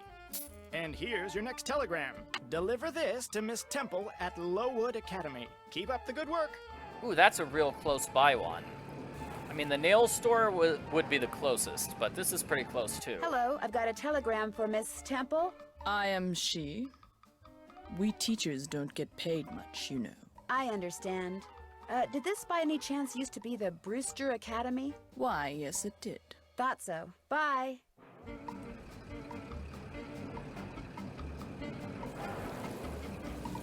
Did you deliver that telegram? I sure did. Good for you. Here's your money. And here's your next telegram. This one goes to Dr. Ackerman out at the Deer Mountain Resort. Keep up the good work. All right. Let's just go home now. Well, not home, but Emily's house.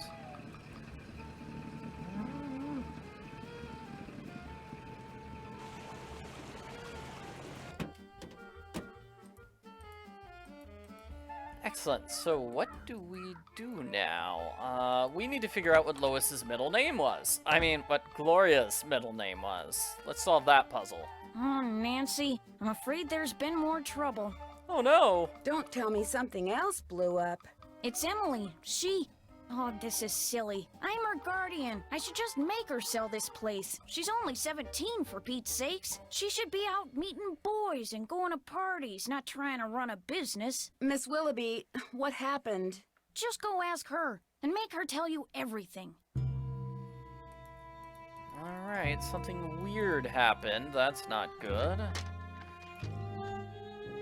Let's find out what it is. Jane told you, didn't she? No, she didn't. What happened?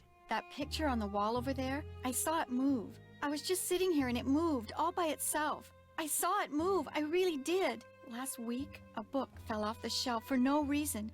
And before that, I heard these weird noises. And almost every day I hear a voice, like a whisper, coming out of nowhere. Jane thinks it's nerves, but I don't want to talk about this. Did you see Jim Archer? I'm afraid I don't have very good news. The jewelry wasn't insured?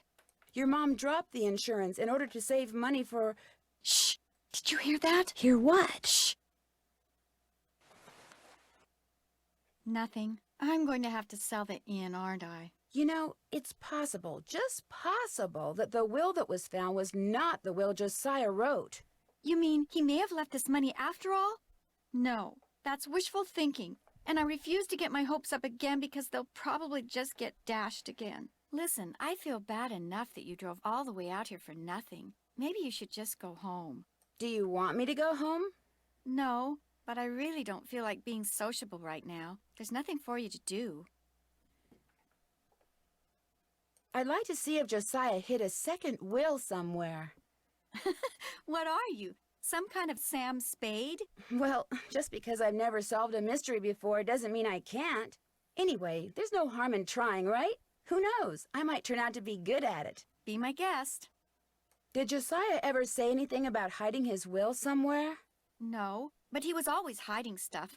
I know because he was always writing reminders to himself about how to find it. But whenever the subject of his will came up, he'd just say he was happy knowing we were going to be happy when he passed on. Time will tell. That's all he'd say. That's what he said to Mr. Archer as well. It's clearly a clue that we need to check out those clocks. Is the clock in the parlor the one Josiah gave you? Yes. I don't know why he gave it to us. It's never worked, and nobody can open it to find out why.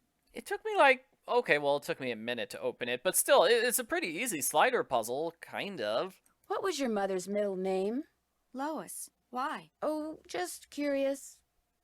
Do you have any idea where Josiah may have hidden a safe deposit box key? He could have hidden it anywhere. He always said his favorite hiding place was right under people's noses. I'll be back in a little bit. You're the bee's knees. Fantastic. What could have made this picture move? Let's fix that picture. And now that we have the middle name of her mother, we can answer that puzzle, which was somewhere... It's over here. Let me just run. So I forget the order of the questions. Let's just answer them and hope we get it right. Keen. Alright, Keen was one of the things. And, you can win a pony, so pony is one of the answers. Pony is not the answer to this question, so it's gotta be Omar.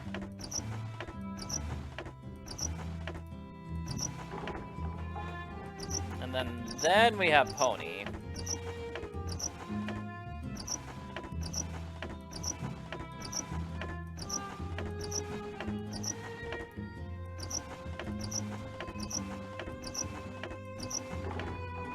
And then finally we have Lois.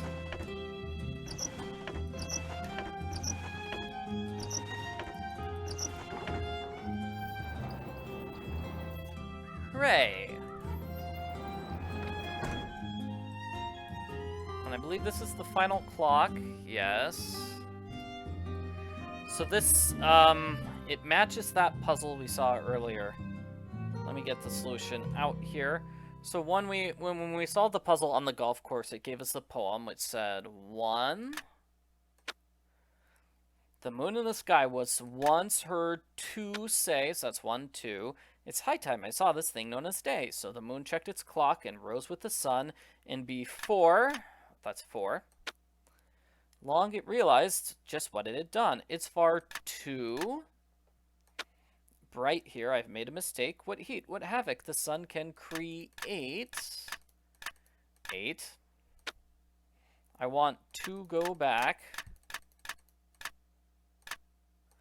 So when dusk came again, the moon rose when it should and said, "Ah, 'tis heaven." 7. Great. So, now we have all 4 of these thingamabobbers. They go on the corners. 4 mirrors on the corners.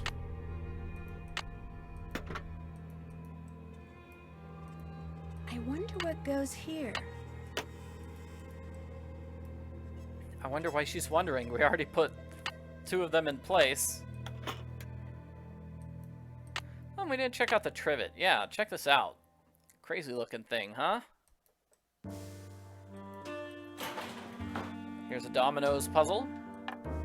I like moving all the dominoes out and then getting them into place. So first we need 5. Let's do top to bottom, shall we? Let's go with 7. So after 7 is 9. 7, 7, 9, 9, 4, 4, 8, 8, 8, 1, 3, 3, 6, 6, 2, 2, 5. That should be it. Got it. Okay, apparently I did the second to last one incorrectly. I need to adjust the mirrors so that the light hits them just right. Let's see. I think the idea is that we want to shine all the mirrors.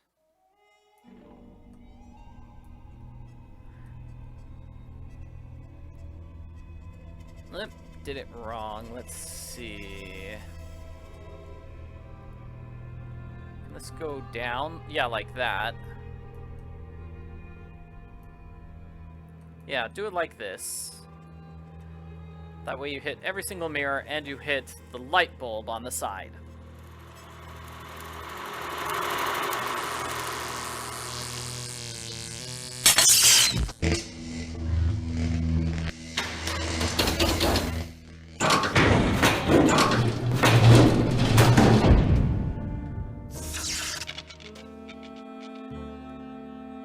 I really do like that animation. That is a cool looking animation.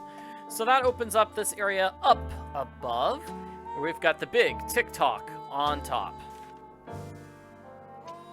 Forgot where you put the last will and testament? Marcel's band, you old coot. So we need to find Marcel's band. I've seen these symbols before. They were in that newspaper story about hobos. And we need to give the cues to these people. They are radio contacts. That won't work. Unfortunately, the radio's broken right now. We need to get quartz from Waddell. Or Waddell needs to cut the quartz. Yeah, so we've got both those puzzles right now. We need the Marcel's band, and we need to get that get those radio cues out. So for both those things, we need to talk to our good friend. Hello, Mr. Topham. Our good friend, Mr. Topham, right here. Now what? Do you by any chance know who Marcel is? Marcel was what Josiah called his favorite hat. His hat? The man named his hat? He loved that hat, so to him, naming it made perfect sense. Do you still have Marcel? No, as a matter of fact, I gave that hat to Gloria Crandall. She said she was fond of the old fellow and wanted something to remember him by, although I suspect the real reason she wanted that hat was to see if he'd stashed any money in it. Wow, you're just gonna insult your neighbors like that, huh? Josiah ordered something from the Krollmeister Crystal Company just before he passed away. Do you know if it ever arrived? You must be talking about that chunk of quartz that came last winter. I still have it right here. Why? Well, as a matter of fact, I'm a rock collector. Do you think I could have it? Perhaps we can work something out. You see, amazing as this is going to sound, I am able to project my thoughts into another person's brain. Oh, really? Really? The only problem is, not everyone has the intellectual capacity to receive my thoughts. But since you have already demonstrated a high level of intelligence, yes, you may very well be the ideal subject. I am definitely smart enough to have psychic powers. Yeah! Me? Really? You are going to help me prove that I am telepathic. Here's what we're going to do. I'm going to shuffle a deck which contains 5 sets of these cards. Then I'm going to turn my back, draw a card, look at it, and start transmitting my thoughts. When you receive my thoughts, you will identify the card I'm looking at. Once you correctly identify 5 cards in a row, I'll give you that piece of quartz. But what if I can't do it? Just stay focused on the cards and my superior brain power will do the rest. Very well, let's begin. What card am I looking at? What card am I looking at? This one? This one. Incorrect. Oh. You must focus. Here's another. What card is this? So this is a... Give me a moment here. This is a tough puzzle. What you need to do is pretty much keep track of the various answers. So I'm gonna... make a list here. Come on. Because each question corresponds to a specific card. So what card is this? Is that star? This one? Wrong. Here's No. another. What card am I thinking about? What card am I thinking about? Star? This one. Wonderful. Here's another. Which card am I thinking of? Thinking about equals star. Which card am I thinking of? Circle? This one? Incorrect. You must focus. Here's another. Tell me, what card is this? Tell me, let's go with star. This one. Wrong. Well, you failed to correctly identify 5 in a row. Shall we continue? You bet. Ready when you are. Very well. Let's begin. Do you know what card I'm looking at? I think it's this one. Wrong. Here's another. Tell me, what card is this? This one. Very good. Here's another. What card am I looking at? Great, great. Okay, what card am I looking at? This one. No, try again. What card is this? What card is this? This one. No, try again. What card am I looking at? This one? Wrong. Oh my gosh. Whenever he picks up a particular card, he always says the same thing. Well, you failed to correctly identify 5 in a row. Shall we continue? Nancy just explained the puzzle there in case you didn't pick up on it. You bet. Ready when you are. Very well. Let's begin. Tell me, what card is this? Tell me a circle. I think it's We've got that figured this out. one. Marvelous. Here's another. What card am I looking at? What card am I looking at? So let's go with cross. This one. Incorrect. You Nope. must focus. Here's another. What card is this? What card is this? This one. No, try again. What card am I thinking about? What card am I thinking about? What card am I thinking about? A star. This one. Yes. Here's another. Do you know what card I'm looking at? This one. Wrong. Well, you failed to correctly identify 5 in a row. Shall we continue? You bet. Ready when you are. Very well. Let's begin. Do you know what card I'm looking at? This one. Yes. Here's another. This is which card? So this is one he hasn't asked before. This is which card? Square? I think it's this one. Wrong. Here's another. This is which card? This one. Wrong. Here's another. Do you know what card I'm looking at? This one. Excellent. Here's another. Which card am I thinking of? This one? Wrong. Well, you failed to correctly identify 5 in a row. Shall we continue? You bet. Ready when you are. Very well. Let's begin. What card am I thinking about? What card am I thinking about? Thinking of is different than thinking about. Okay, thinking about is This star. one? Wonderful. Here's another. I only know this 3 of is them. which card? This is which card? Let's go circle. This one. Incorrect. You Nope. must focus. Here's another. What card am I concentrating on? Haven't had that question before. I think it's this one. Incorrect. You must focus. Here's another. What card am I holding? What card am I holding? This one. No. Try again. Tell me, what card is this? Tell me a circle. This one. Very good. I wonder, could he be telling me what card he's picking up by which question he asks me? Well, you failed to correctly identify 5 in a row. Shall we continue? Like how Nancy is still trying to figure out how the puzzle works. It's not a very fun puzzle. This would be a lot easier if there were only 5 questions he was asking, but there are about 10 different questions. You bet. Ready when you are. Very well. Let's begin. What card am I holding? So 10 questions with 5 different answers? Yuck. This one. No. Try again. Can you tell me what card this is? This one. Very good. Here's another. What card am I thinking about? Hey, I got one. Yay. So now he's saying, what card am I thinking about, which we know is This star. Wonderful. Here's another. Do you know what card I'm looking at? Do you know is square? This one. Wonderful. Here's another. What card am I concentrating on? I think it's this one. Wrong. Well, you failed to correctly identify 5 in a row. Shall we continue? You bet. Ready when you are. Very well. Let's begin. Tell me, what card is this? That's circle. I think it's this one. Very good. Here's another.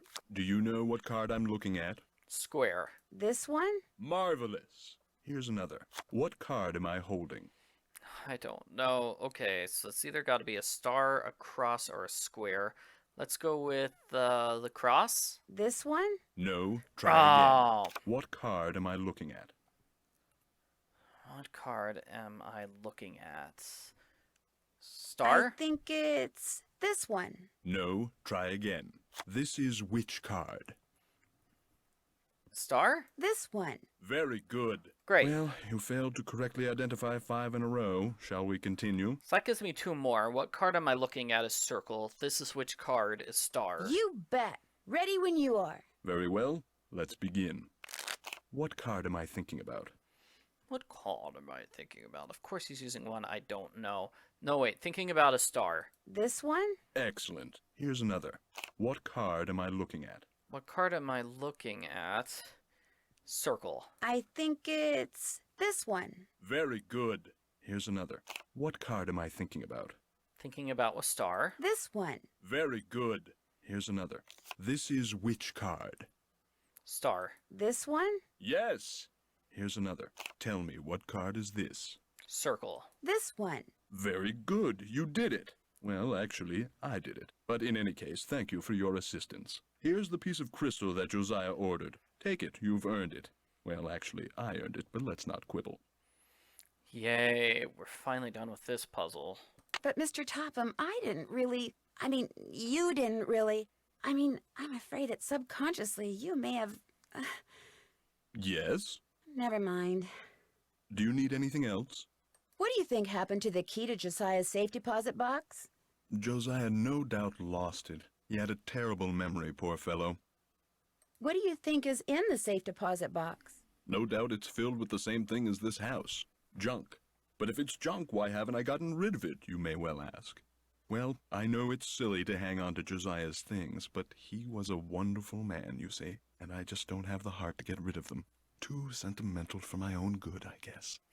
Nobody would call you sentimental, sir. Do you mind if I look around some more? Be my guest.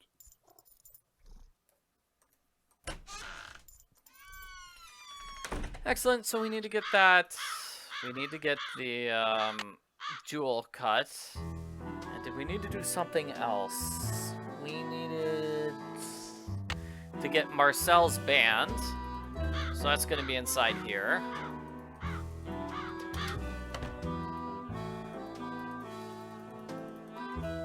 We're going to ask for the hat. Hi, Nancy. Would you happen to know where your mother put Josiah's favorite hat? Look in the drawer right below me. That's where all Mom's mementos are. I'll be back in a little bit. Okay. Maybe this is the key to Josiah's safe deposit box. Could be. And then this letter I want to read now. You don't need to look at everything in there, do you? Sorry. What about this one? Oh, okay, so we can't snoop around in Mom's letters. Remember, one of the clues said, Bottom's cue is in the note to Gloria, so we do need to read that note at some point to get the cue.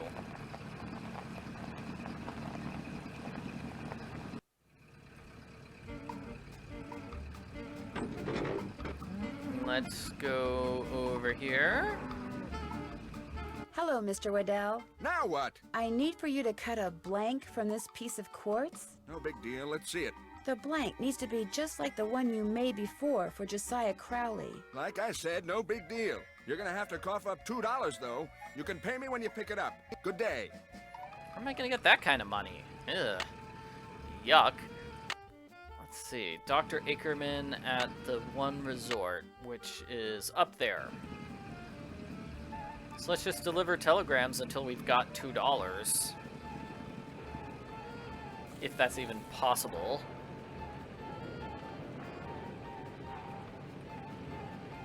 Oh, there's the resort.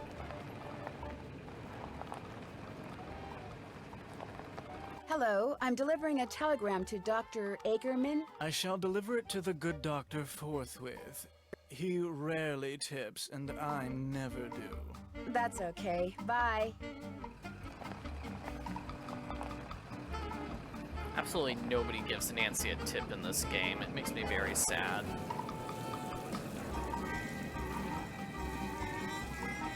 Did you deliver that telegram? I sure did. Good for you. Here's your money. And here's your next telegram. This one's for Old Man Johnson out at his farm. Keep up the good work. Old Man Johnson. I don't see where that farm is located. I wish all the things were on this map. I think it might be the farm down here.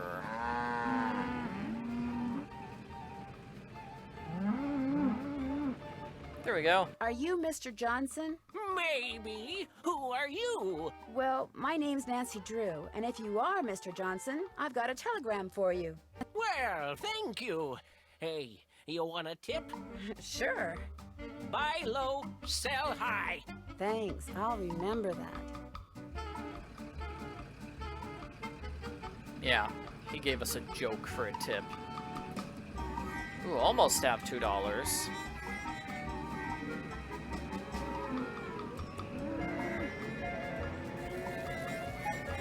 Did you deliver that telegram? I sure did. Good for you. Here's your money. And here's your next telegram. Go to the railroad station and deliver this to Willie Joe. Keep up the good work.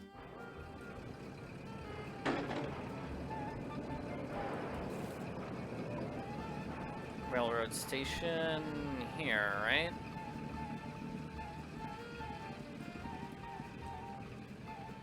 Hi, I'm supposed to deliver this telegram to Willie Joe. Is that you? No, I'm Willie Joe's Uncle John.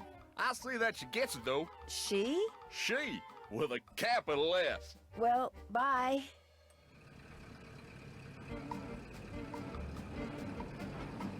And I'm gonna need to fill up on gas, too. Welcome to Zippy's, Sad. where zipless service is zippily zapped and zippy service is the zippiest. Fill her up? Just 25 cents worth, please.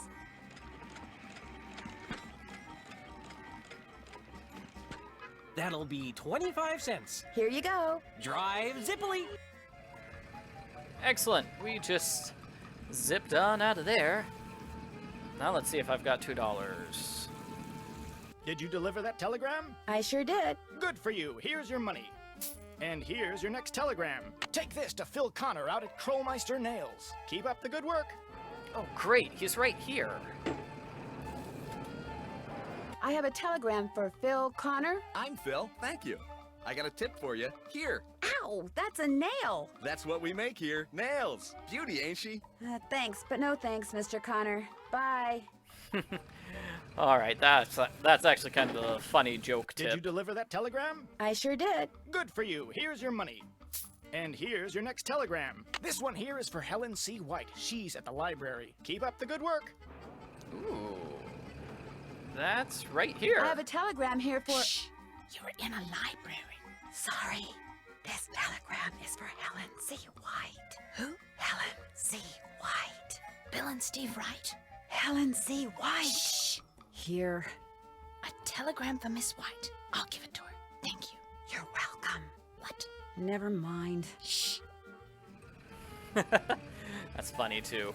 All right. Did you deliver that telegram? I sure did. Good for you. Here's your money. And here's your next telegram. This one goes to Molly out at Vash's Dairy. Keep up the good work. This one goes out to Molly at Vash's Dairy.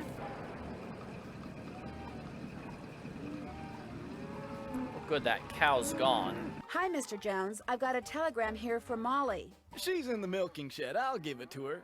Say, I got some freshly churned butter here. That's okay. Bye. I don't need any butter, sir. I'm just gonna go back home. No, wait. I need to go to Waddell's. Hello, Mr. Waddell. Are you done making that blank? Have you got my fee? Right here. Good. Here's the blank I cut for you. Enjoy.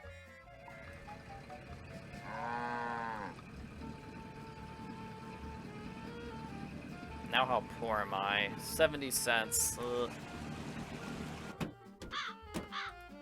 70 cents. Not rich at all. So, what did Emily say? Did she tell you about the pictures and the voices? She sure did. Have you ever seen or heard anything strange around here? No. In fact, this place is so quiet and dull compared to Chicago that it's a wonder I haven't lost my mind. You know what? I'll bet it's me. I'll bet it finally hit Emily that I'm just not Gloria and I never will be, and that running this place is always gonna be all up to her. And it was just more than her poor mind could bear. What did the sheriff say when you called him about the stolen jewels? He said since nobody got robbed at gunpoint or anything, coming out here again just didn't seem necessary. Said it sounded to him like the jewelry had just been misplaced. You see, well, it only felt fair to tell him about Emily's, delicate state of mind. She made Emily seem crazy, and now the sheriff's not going to investigate. Where did that barred bounce game that's in the parlor come from? Do you know? Emily says Josiah Crowley brought it in one day and just left it. Said it was so guests, as in him, would have something to do while they waited for a table. Have you met Richard Topham? Yeah, I've had the displeasure of meeting that quack. Somehow he knew who I was before he even saw me. He came over while they were putting out the fire today. Asked me who you were, and I was so frazzled at the time I told him. I don't usually give that crackpot the time of day. Yeah, so he only pretended to be psychic. Does everybody around here feel that way about him? Not everybody. Like that circus fella said, there's a sucker born every minute. Me? I think ESP is a lot of J-U-N-K. Well, I'll talk to you later. You betcha. You betcha. Oh, wait, we were supposed to give that key. Sorry about that, everybody. We got the key from Marcel's band. We want to give that key to Jim Archer as well.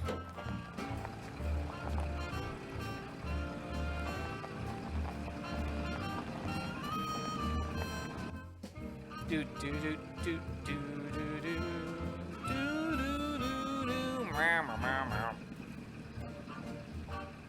So back to Mr. Archer.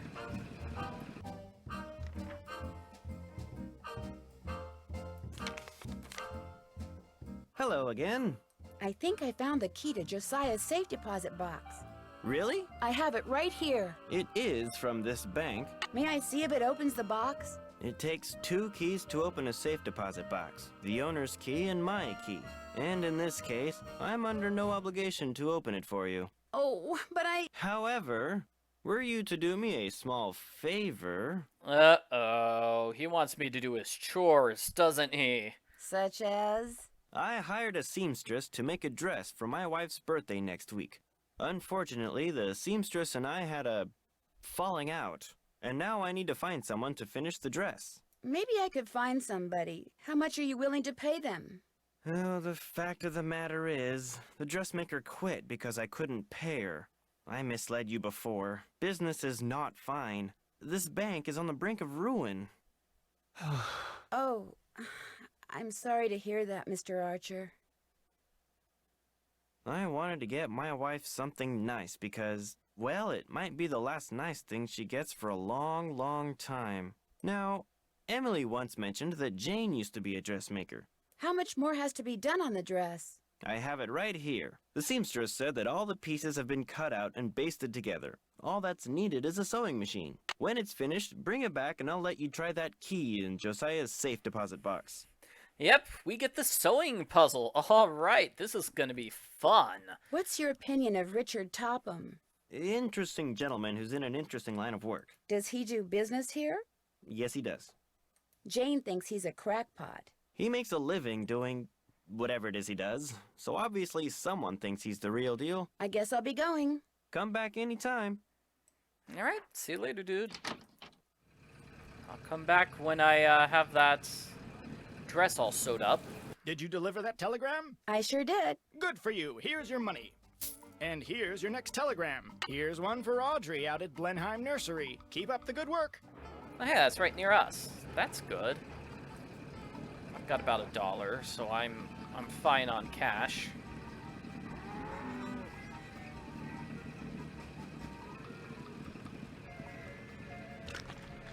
Hello, I've got a telegram here for Audrey. I'll see that she gets it. Just leave it on the desk. My hands are still really filthy. That's okay. Bye.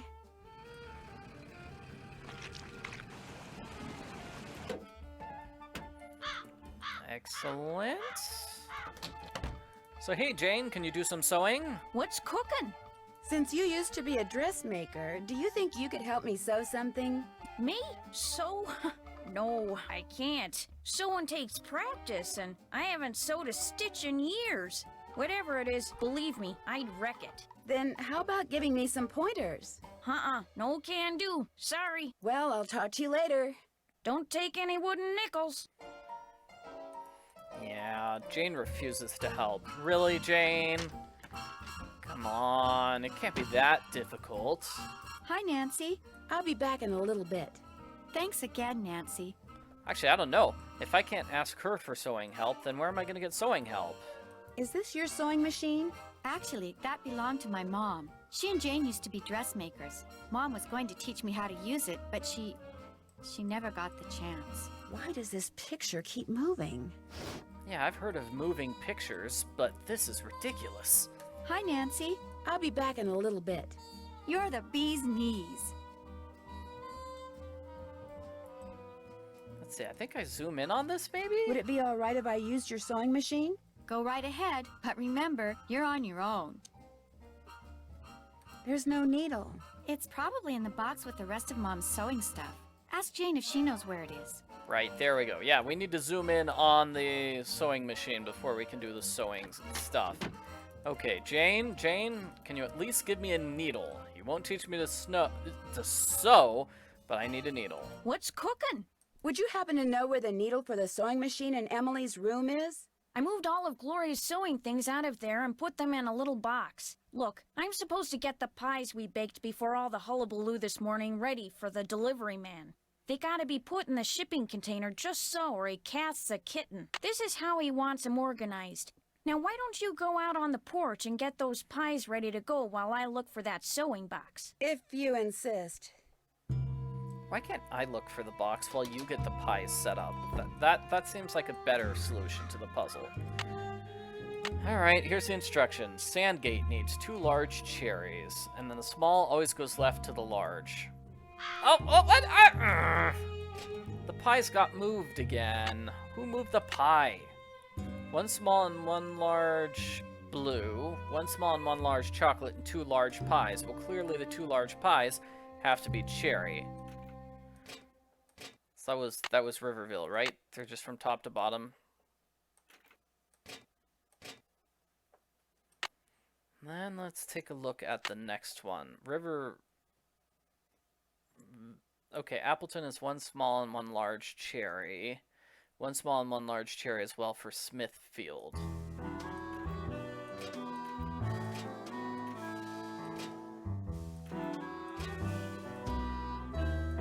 Now let's see what Knoxville and Skydale have for their pies.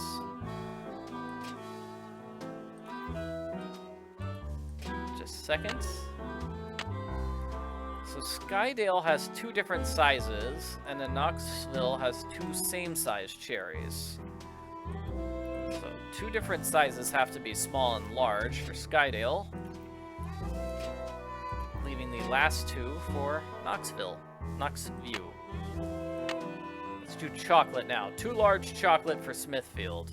Yum. Knoxville is 2 same size. 2 large chocolate Skydale.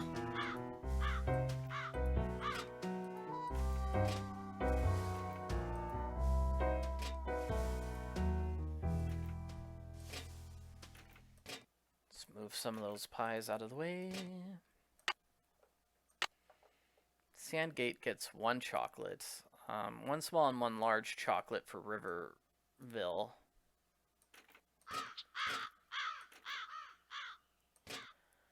I guess I'm getting a little confused here. Okay, Appleton has a small and a large chocolate.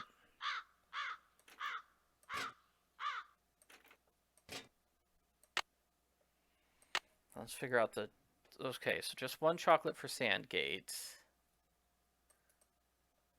Did I get Skydale and Knoxview already? Knoxview is 2 same size.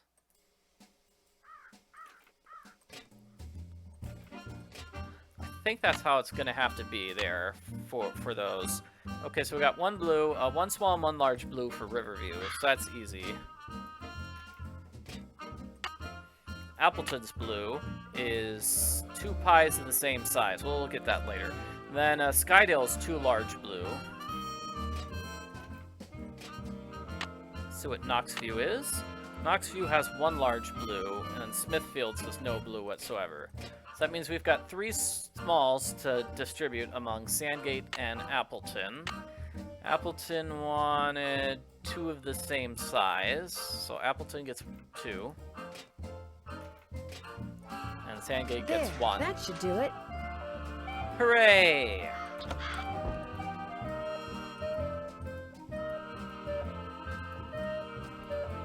I'll bet those are the 2 brothers that built the inn and Josiah's house. Looks like there might be some kind of tunnel around here. There's something written on the back. Door in parlor, window seat. Well, that's a puzzle clue. Yeah. It's the clue for this. Window seat. Here we go.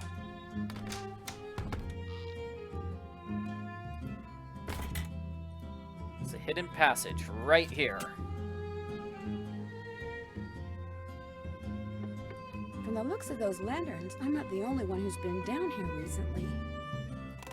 Yep, and the picture showed the guy pulling down that particular lantern, leading to the secret passageway. Jeepers, I'm behind one of the walls in Emily's room. I'll bet that's how someone makes that picture move. Jeepers, Emily actually got out of her room for once. What?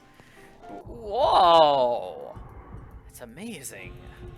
Alright, so that's how the culprit's been messing with Emily, sneaking up behind the wall, just whispering weird things, being strange. Ooh, what's this? An old piggy bank. Swell, $1. This piggy bank looks like it's been here for a long time. Yeah, alright. We've got $1. We are rich. We are rich beyond our wildest dreams. Someone's watching me. Guess I better not leave the lights on. Jeepers, that sounds like Richard Top. His door must open right into his living room. Good kitty, witty, witty, witty, witty kitty. Yep, so secret passageway leads to Topham's house. Nice. So we can break into his house whenever we want to now.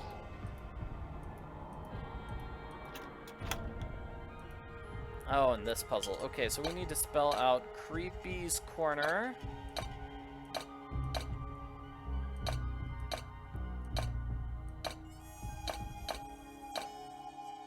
Ah. There we go.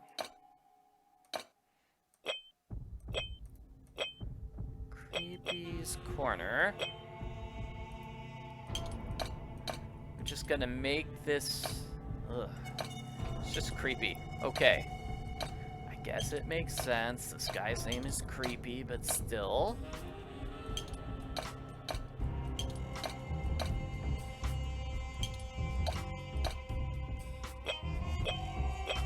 There we go, and that's about as much as I can always get. And then the rest is kind of dark and faded and harder to see.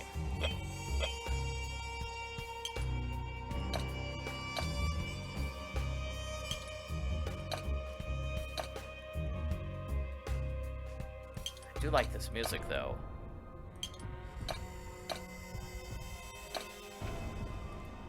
Maybe this is here. That looks like it goes there.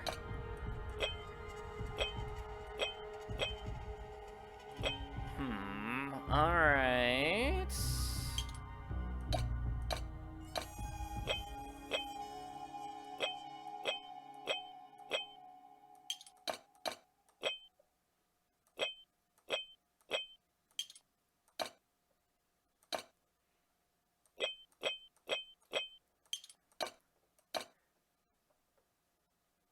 Maybe?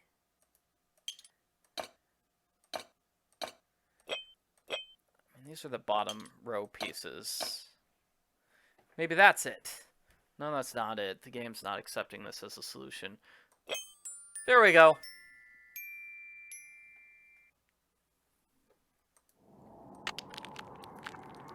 Excellent. So now we can listen to that Creepy's Corner album. Leave the lights on.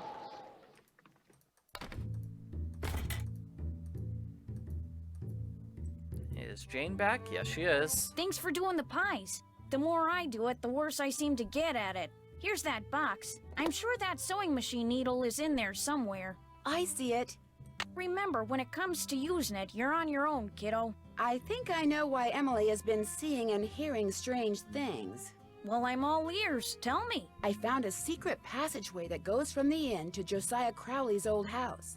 And off of it, I found a staircase that leads to a space behind a wall in Emily's room. That's the staircase that's in this old picture. You mean, the noises that Emily's been hearing, the things she's been seeing, it's because someone's been sneaking around behind the wall in her room? Yeah. It may even be that someone is trying to scare her on purpose. On purpose? Who would want to do something like that? I was able to open the staircase because I saw the picture I just showed you. And I found that picture on the shelf in your podium. You mean it was right there under my nose?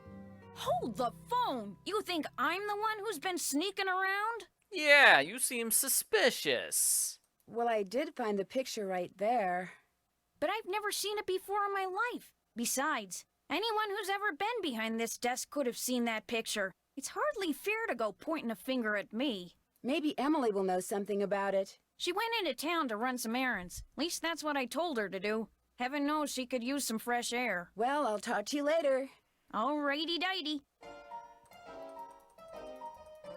Alrighty-dighty. Now that she's gone, we can sneak around in her room. We can do two things. Sneak around in her room, read these messages. So, bottom of my heart, kind lady sparkles like good water, makes me think the sky's the limit. Hey, Gloria, sorry it's taking me so long to answer your letter. I'm the secretary at the bottling plant. Business is booming. Of course I'll take care of Emily if something happens to you. All you gotta do is write. Yeah, me, I'm still in the boarding house. It's not so good.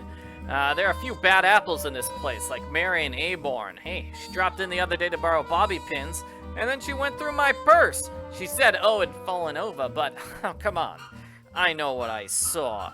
Oh boy, I miss you. Oh boy, better yet, maybe I could buy a car. Wouldn't that be the butterfly's boots? Jane.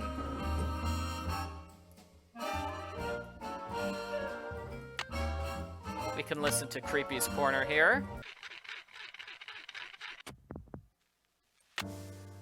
Oh man, I have to stay in place and listen to it? Okay. Nope, no. Okay, put that down. I put on Creepy's Corners, and then I listen to this weird recording. I'll never forget the night it all began. That dark, stormy, fateful night when I decided the time had come to rid the world of the creature. But it would take money to do that, and to get money, I needed to confront my arch enemy, Nick, who had recently become able to transform himself fittingly into a giant warthog. When his forest hideaway came into view, I dismounted and approached the door on foot so I could take him by surprise.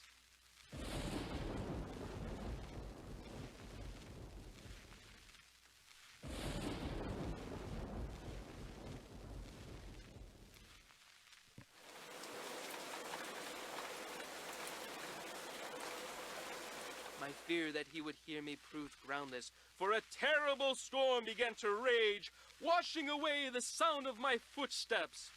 I peered through the rain-streaked window beside his front door and could see him sitting in front of the fire. He had returned to human form, but the malicious smile on his face suggested that he was recalling his recent porcine exploits. Seeing that the door was unlocked, I hurled it open and marched across the room toward him. Step away from that bottle of warthog potion, I commanded, and give me the 20 gold coins you stole from my poor servant. I'm not going to give you a thing, save, perhaps, a taste of my sword. And with that, he drew his sword. In an instant, I had drawn mine, and so commenced the fiercest sword fight the world had ever known. The storm raging outside paled in comparison to our battle. To my surprise, Nick's experiences as a lower life form seemed to have improved his skill as a swordsman. I feinted, I parried, and yet victory eluded me.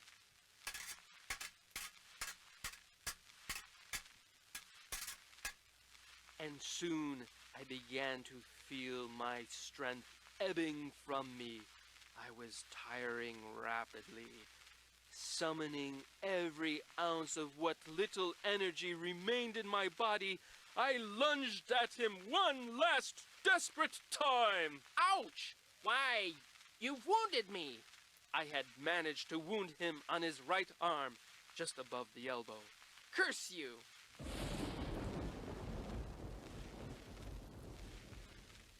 His words, punctuated as they were by an untimely clap of thunder, sent a shiver down my spine.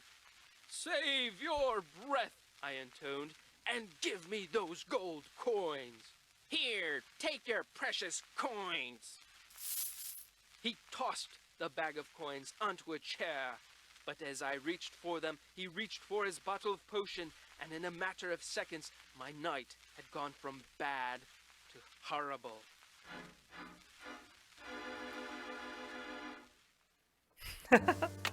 Dun dun dun dun! So that's a silly story of a sword fight which somehow turned into fighting a giant warthog.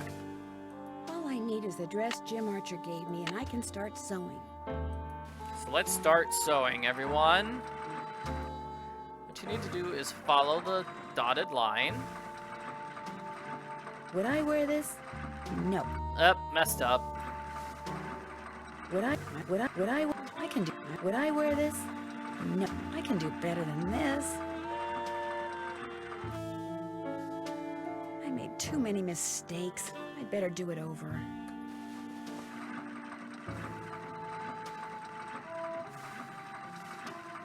Just need to sew carefully. I'd better start over. Wow, I what? made too many mistakes. I'd better do it over. That's great, Nancy. You shouldn't have complained about that. I can do better than this. I made too Wow. many mistakes. I'd better do it over.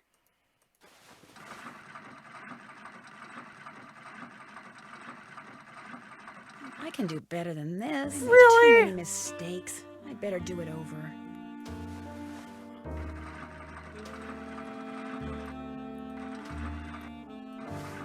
Is there anybody who likes this challenge? I don't know. Oh, that's nice. I like the one where you just go straight up and down on a line, because that's easy.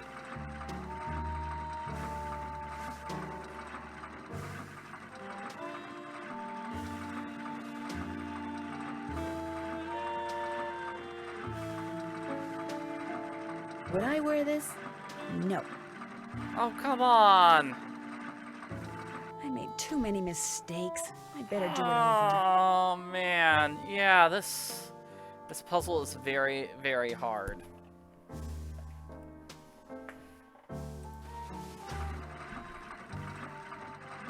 I'd better start over. I made too many mistakes. I'd better do it over. Would I wear this? I made too many mistakes. I'd better do it over. It is possible to solve this puzzle.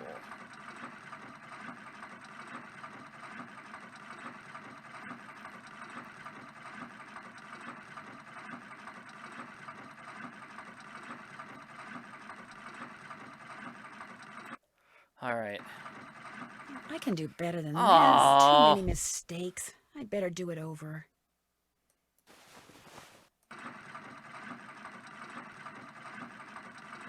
Would I wear this? No. I made too many mistakes. I'd better do it over. Someone in the chat just pointed out, yes, in real life, you rotate the fabric on a sewing machine. You do not actually move the needle. You can see how the needle sort of stays in place. You can't, like, pick it up and move it left and right. At least not as wildly as Nancy can do it here. Would I wear this? No. I made too many mistakes. I'd better do it over.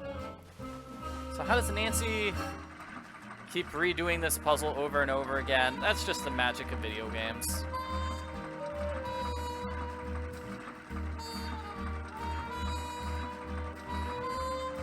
Yeah, in real life, she'd have to pull out every single one of those stitches to start over from the starting position.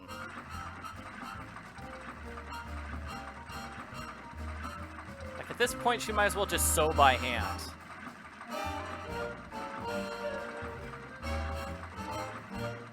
Yes. There. Not bad, Miss Drew. Got it. Not bad at all. Woo!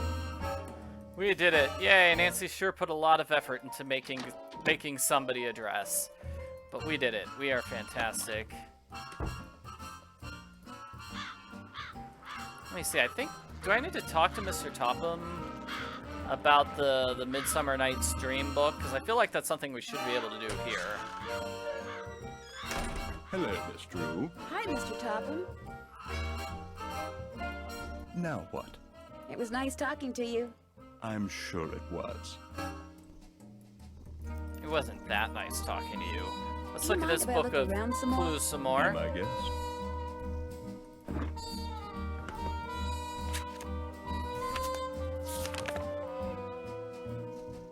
Bottom's cue is in Note to Gloria. If Flute, Thisbe, and Pyramus, they're clues.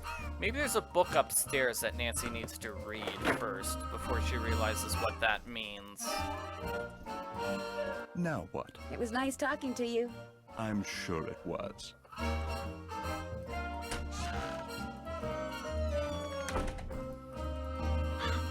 It's possible I missed that. Let's go back here.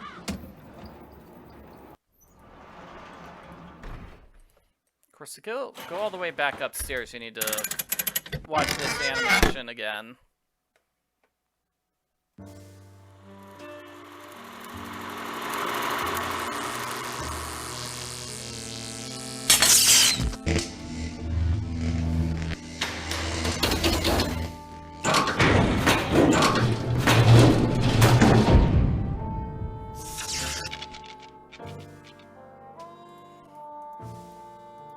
gonna be... I don't know where the message is gonna be.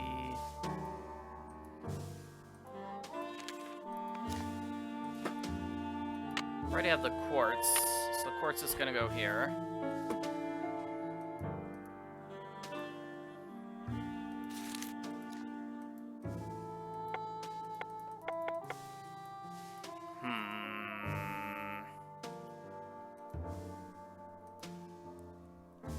I guess there's... Not sure what I'm missing here.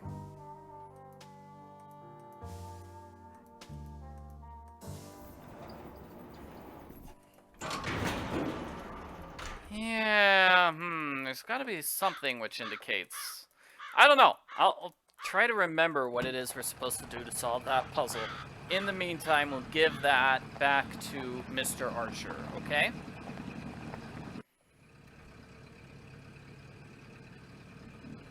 We'll give the dress to Mr. Archer. Moo.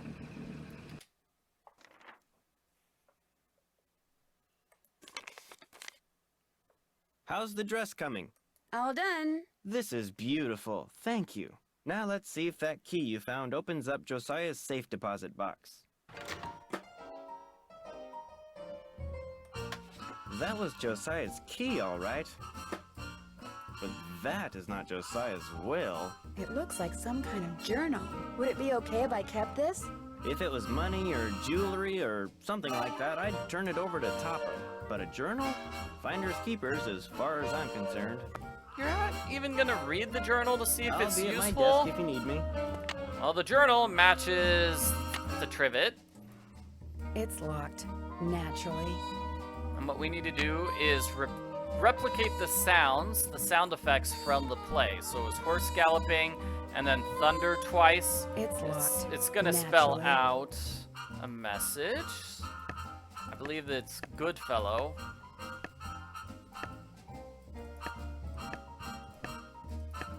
Goodfellow. Flute, 7.025 megahertz. Pyramus, 7.057 megahertz. Thisbe, 7.050 megahertz. It looks like some kind of record of the people Josiah talked to on his ham radio. That's good. That's good. Well, what was Pyramus again? Pyramus. And then Thisbe. Great. Well, that was exactly what I was looking for. Anything else I can do for you? I guess I'll be going. Give my best to Emily. So now let's go and call those people, now that we know what their ham radio numbers are.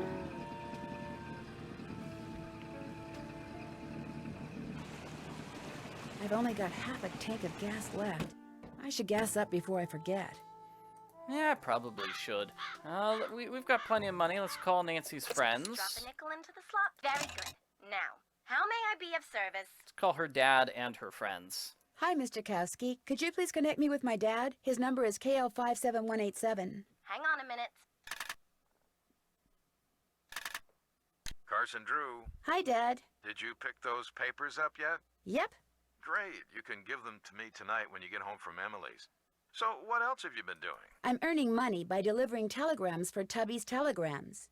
Good for you. That's a great way to meet people and to accumulate a little cash, which might come in handy. You're putting extra wear and tear on your car, you know. Yes, Dad. What else have you been up to? Emily invited me to Lilac Inn because she wanted me to have you lock her mother's jewelry up in your safe. Only someone stole it before I could take it with me. Stole it? Good gosh. Emily led me to believe a lot of strange things have been happening at the inn lately. Sounds to me like you'd be well advised to cut your visit there short. No, I want to find out what's going on. I have to find out what's going on. You have to? Well, yeah, you know. Emily just lost her mom, and she's worried about losing the inn, and her guardian's all wet when it comes to helping out, and... And the truth is, you are so curious that you feel like you'll absolutely burst if you don't find out why all these weird things have been happening, right? Yes. Don't worry, I know the feeling. You're a chip off the old block, I'm afraid. Well, as long as you're like me in one other way, you should be fine. What way is that? Smart? Careful. I'm pretty sure I saw the car belonging to Emily's banker parked at the side of the road by the Lilac Inn this morning, just before the explosion. Are you suggesting Emily's banker was somehow responsible for the explosion? Yeah, I'm totally accusing him. When I asked him about it, he did seem kind of evasive. It's okay to have your suspicions, Nancy. But in a town as small as Titusville, it's very easy to alienate people. Until you know the facts, you'd be well advised to keep your suspicions to yourself. Fine, Dad. You won't let me accuse random strangers. I'm convinced that Josiah Crowley hid his real will somewhere, and that it has yet to be found. Do you have any idea where he might have hidden it? All I know is that he had a fascination with Shakespeare, especially A Midsummer Night's Dream, and that he had a habit of writing reminders to himself and leaving them all over. Then you probably need to get in the habit of looking all over. There's this book of Shakespeare in Crowley's old house that I should probably take a look at. Sounds like a good place to begin. I met Emily's guardian, Jane. What does a guardian do, anyway? A guardian is pretty much a surrogate parent. Jane is legally responsible for Emily's physical and financial well-being. Jane doesn't strike me as being the parental type. In fact, I get the impression she's in way over her head. Fortunately for her, it's not forever. Most guardianships end when the ward turns 18. And then both Jane and Emily will be free to do whatever they please. If Emily sells the inn, will Jane get part of the profits? If she's Emily's guardian at the time of the sale, yes. Are you suggesting that Jane's primary motivation is greed? Good grief, where did you get such a suspicious mind? I think it was from the person who has always told me that the best way to solve a problem is to look at all the possibilities. Dad. I did say that, didn't I? Goodbye, Dad. Take care. All right. Drop a nickel into the slot, please. Very good. So that's Now, Dad. how may I Now be of let's service? call Bess. Hi, could you please connect me with Bess Marvin at KL 54468? Just a second. Hello? Hi, Bess. It's Nancy again. Stay off my feet this time, okay? Oh, don't be such a crybaby. Hi, Nancy. What's going on? Emily's banker, Jim Archer, he asked me to sew a dress together for him because he can't pay the dressmaker to finish it. And the dress is for... His wife. He says his bank is on the brink of ruin. Goodness! Which bank did you say this was? Mrs. Farthingham!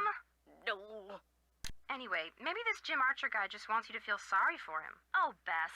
No banker in his right mind would make something like that up just to get sympathy. If people like Mrs. Farthingham get wind that a bank is in trouble, they'll pull all their money out and the next thing you know, the bank has to close. Well, then maybe he's just a cheapskate. All I know is if Mr. Archer really is hard up for money, he may be willing to stoop pretty low to get it. My thoughts exactly. That's it for now. Bye. Oh, and if you call back and we're not here, it means we went to see this movie called The Big Trail. Yeah, this guy named John Wayne is in it. Helen says he's a real dreamboat. We'll let you know if she's right.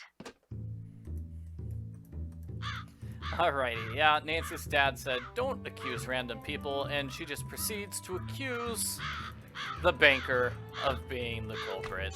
Nancy completely disregards her dad's advice. Hello, Miss Drew. Hi, Mr. Topham. Now what? Could I see that copy of A Midsummer Night's Dream you have there? Why? I'd just like to take a look at it. I'm kind of a Shakespeare buff. It's a very old copy. I'd rather it not be handled unnecessarily, lest it fall completely apart. I'm sorry, Miss Drew, but request denied. It was nice talking to you.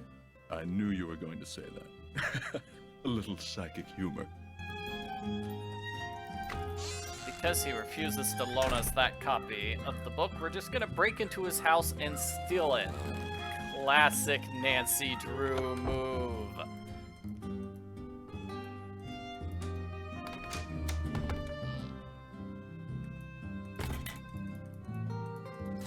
So we use the secret underground tunnels to break into his house.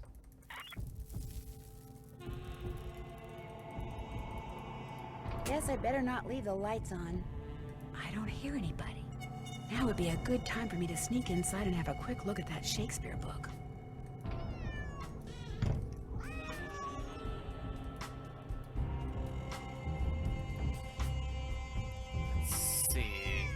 Really? Be quiet. We You're need to get disturbing us. the cat's thing. Is it here? Found it. The mouse.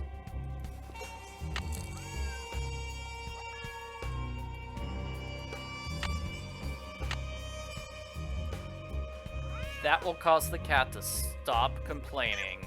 Clear your mind. That poor cat. That poor cat. Its Think life, about it nothing just has a really terrible life, that's all. Meet with Jay Archer at 9:30 a.m. about money. That's today. So Toppa met with Archer today. Very interesting. Think this is Josiah? That must be his favorite hat that he's wearing. Yes, Mrs. Deckman. Oh, here's his desk. Yes, it's okay if you blink. Just keep focusing. Your eyes, your thoughts, focus. Josiah must have circled these quotes, but why? Here are the quotes. Something tells me I better write down all the stuff that's circled here in my journal. If we shadows have offended, think but this and all is mended, that you have but slumbered here while these visions did appear. And this weak and idle theme, no more yielding but a dream. Gentles do not reprehend, if you pardon we will mend. And I, as I am honest Puck, if we have unearned luck, now to scape the serpent's tongue, we will make amends ere long, else the Puck a liar call. So good night unto you all. Give me your hands if we be friends, and Robin shall restore amends. Well, that's poetry, all right. Can we mess with his spoons? I want to mess around with his spoons, but unfortunately the game doesn't let us do that.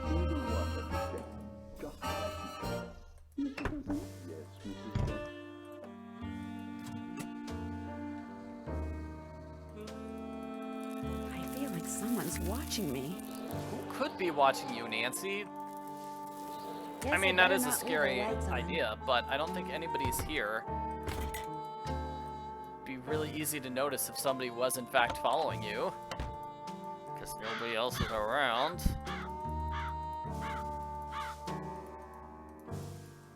Alrighty, back upstairs.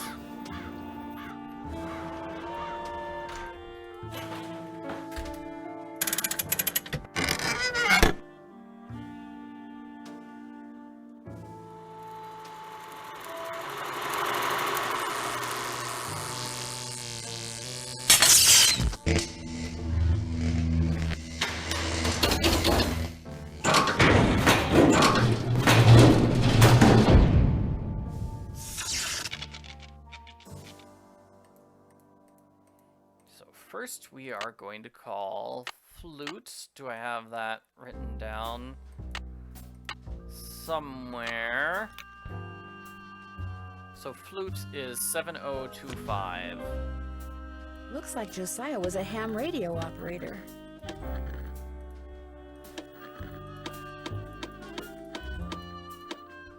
Hello? Is anyone there? Hello? This is Flute, but you sure don't sound like Puck, so explain yourself. My name's Nancy Drew. So where's Puck? Well, I'm pretty sure Puck's real name was Josiah Crowley, and I hate to say it, but he passed away earlier this year. Ah, that's a shame.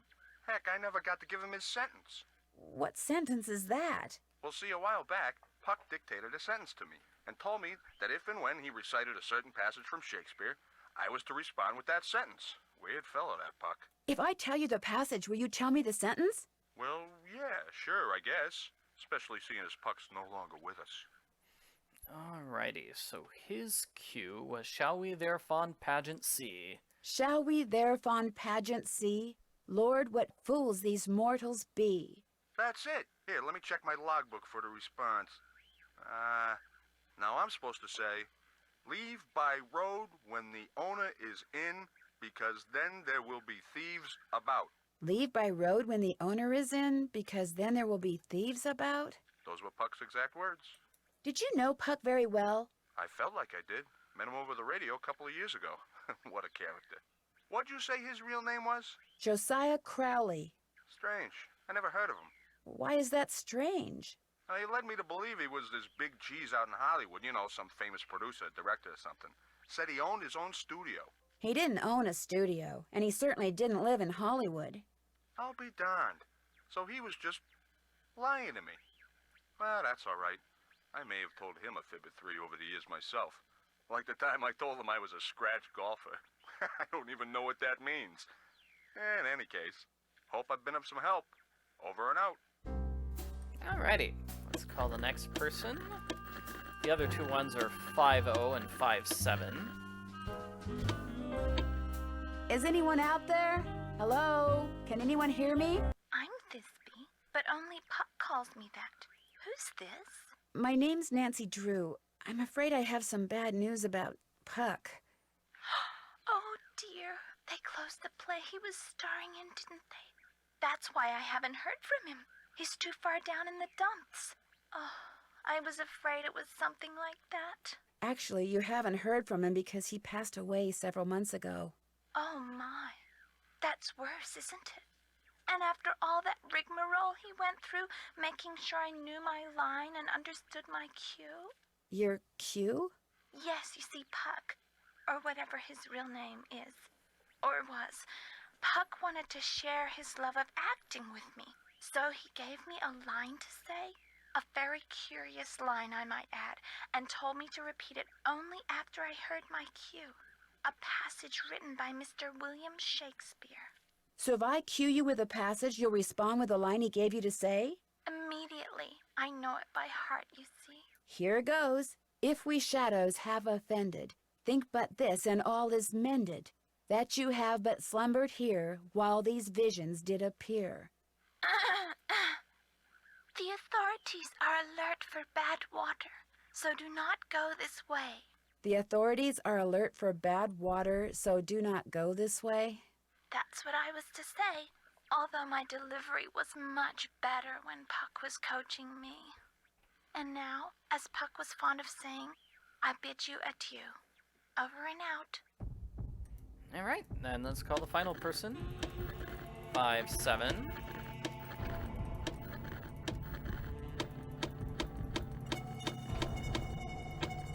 Pyramus, can you hear me? Hello?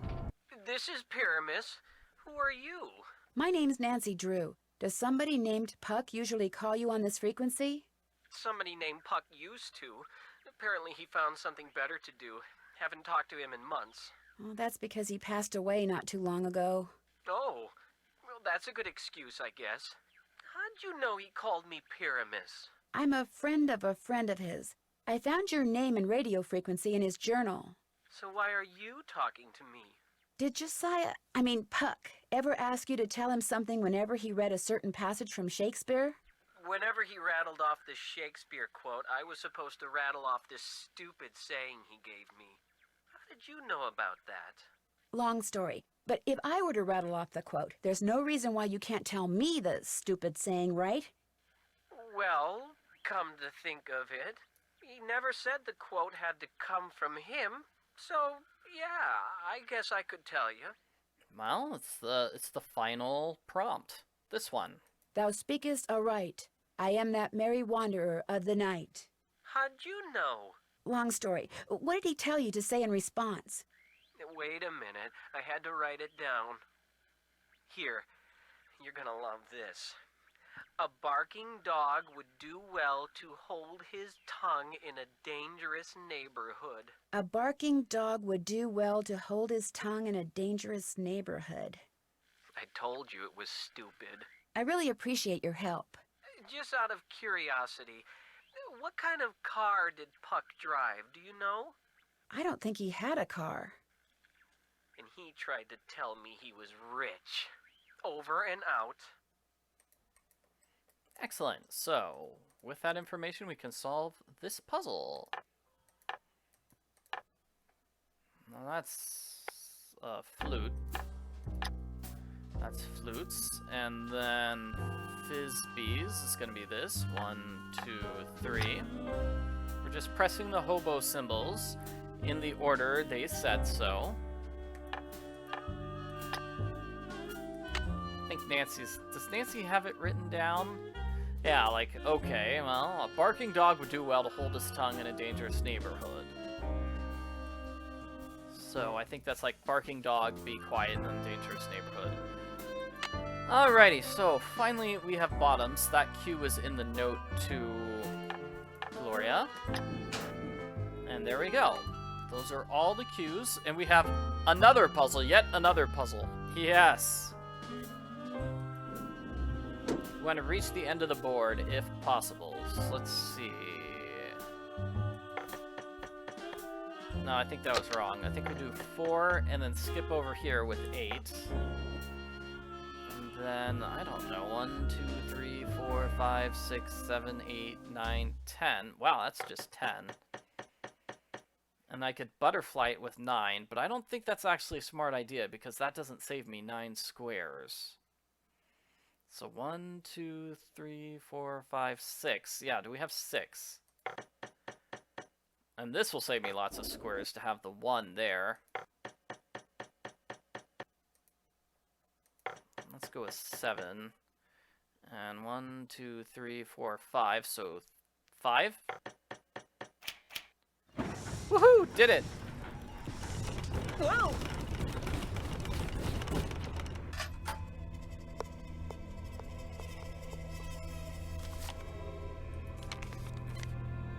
Take this to the tiny town, and for oodles of fun, use it there to hit a hole in A one. golf ball.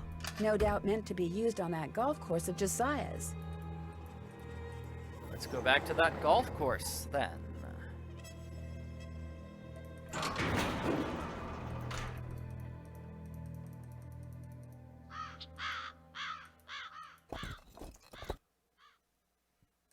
Okay, hole in one. I hit it too hard. Really, Nancy? Really? Now I have to do this all the way over from the beginning again.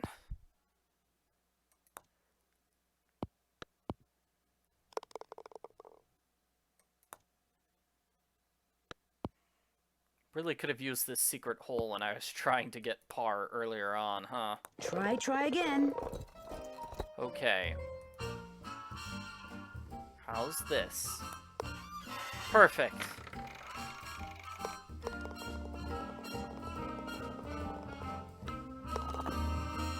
Woohoo! Another safe deposit box key?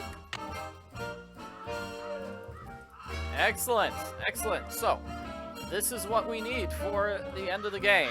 We are going to find Josiah's will with that safe deposit key. So let's rush over to the bank. Emily, please, just settle down. It's all right. It's not all right. Stop lying. Something's wrong with me. You've got to go talk to Emily. She's in a bad way. Oh, but I was about to finish the game. Did you tell her about the secret passageway I found? I never got the chance. Please, go talk to her. She won't listen to me. I'm no help at all.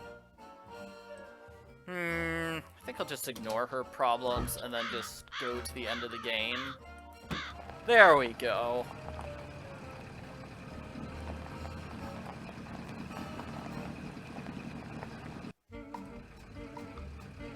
Don't worry, Emily. I will solve all your problems in just a moment. I just need to beat the game, okay? I'll figure out who the culprit is, and we can all go home happily ever after.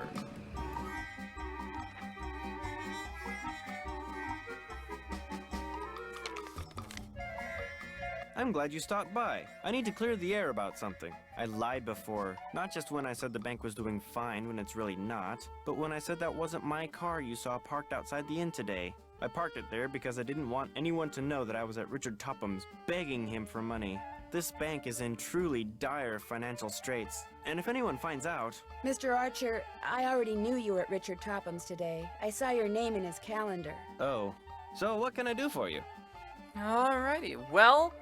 It's good he explained the whole thing about the car and such, but we need to find the will. I found another safe deposit box key that belonged to Josiah.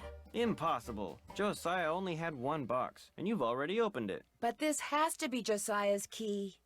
It is one of ours. Where did you get it? I won it playing golf at Josiah's with a special ball. I had to ace one of the holes. Why does that sound familiar? I know why. That's what Clara always called me, her ace in the hole. That's who this key belongs to, Clara Pickford.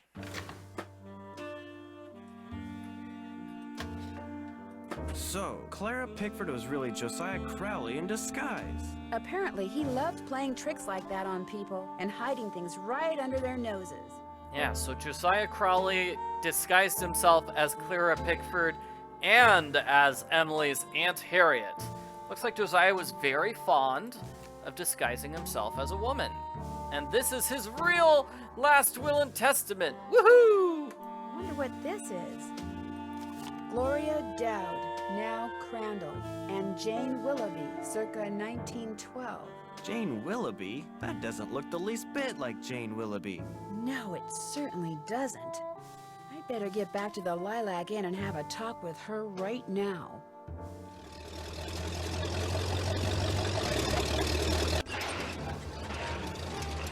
Move out of the way, would you please? I'm kind of in a hurry. You're not going anywhere until you tell me who you really are. What are you talking about? I just saw a picture of Jane Willoughby, the real Jane Willoughby. It's been swell knowing you, sister. And a car chase. I can't let Jane out of my sight. Car chase time. So why did Josiah leave that particular picture inside his safe deposit box? I don't know. Why would he even have a picture of Gloria and Jane? Seems like a weird thing for him to have a picture of.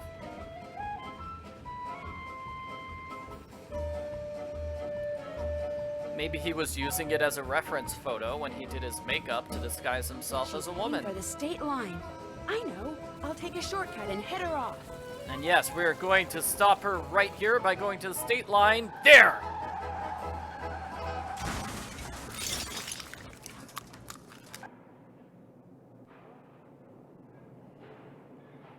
Oh, man. Why couldn't you just mind your own business? You just got Dear Ned, pied. I know you'll be home from school in a couple of days, but I couldn't wait to tell you. I just solved a mystery. I figured out that Emily Crandall's guardian was really an imposter named Marion, who intercepted the letter Emily wrote to Jane Willoughby after her mom died. She pretended to be Jane not only so she could steal Emily's valuables, but so she could convince Emily that she was incapable of running Lilac Inn, and that she should sell it and split the money with her. On top of all that, I found Josiah Crowley's real will. In it, he left Emily so much money that she'll be able to hire all the people she needs to keep the inn going.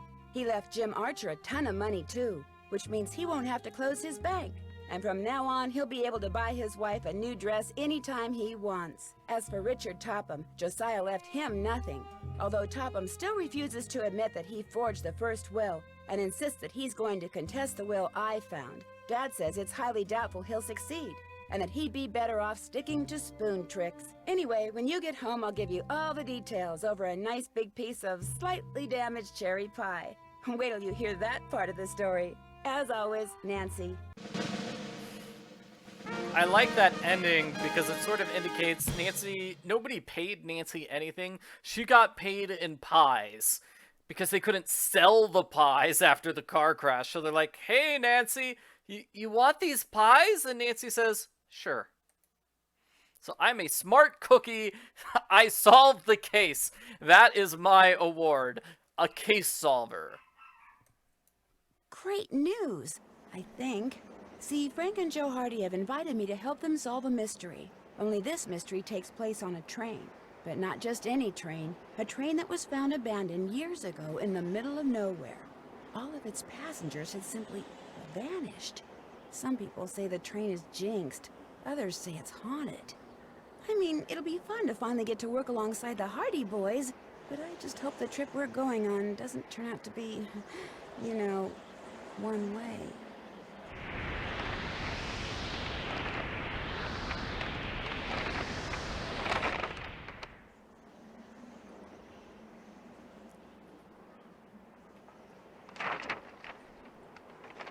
Join me on my next adventure, Last Train to Blue Moon Canyon.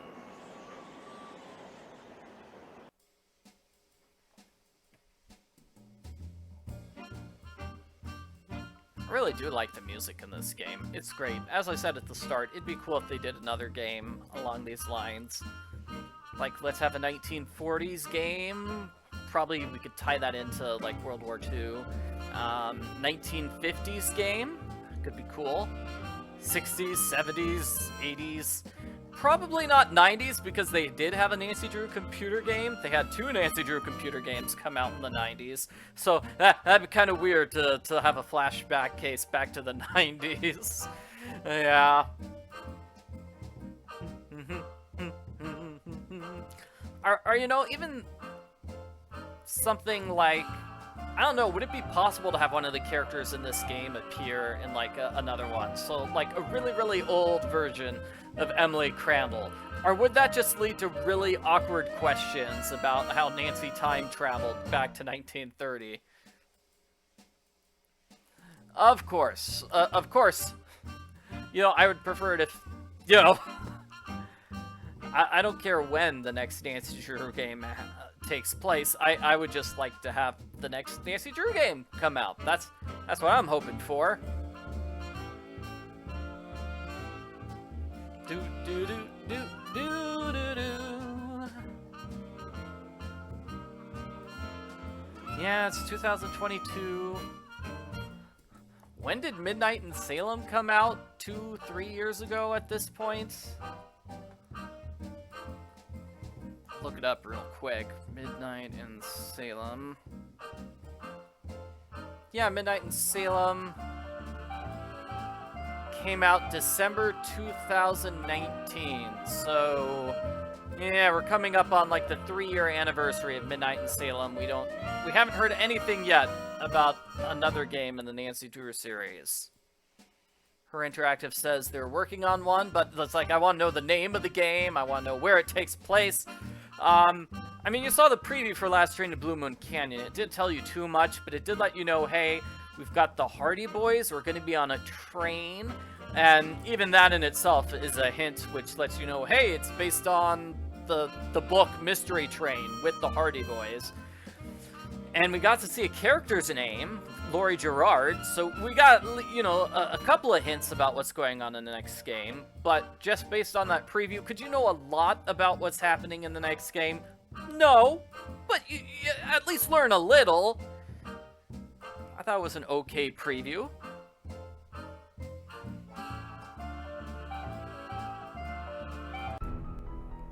Okay, that is it for Nancy Drew's Secret of the Old Clock. Thank you very much for watching, everybody.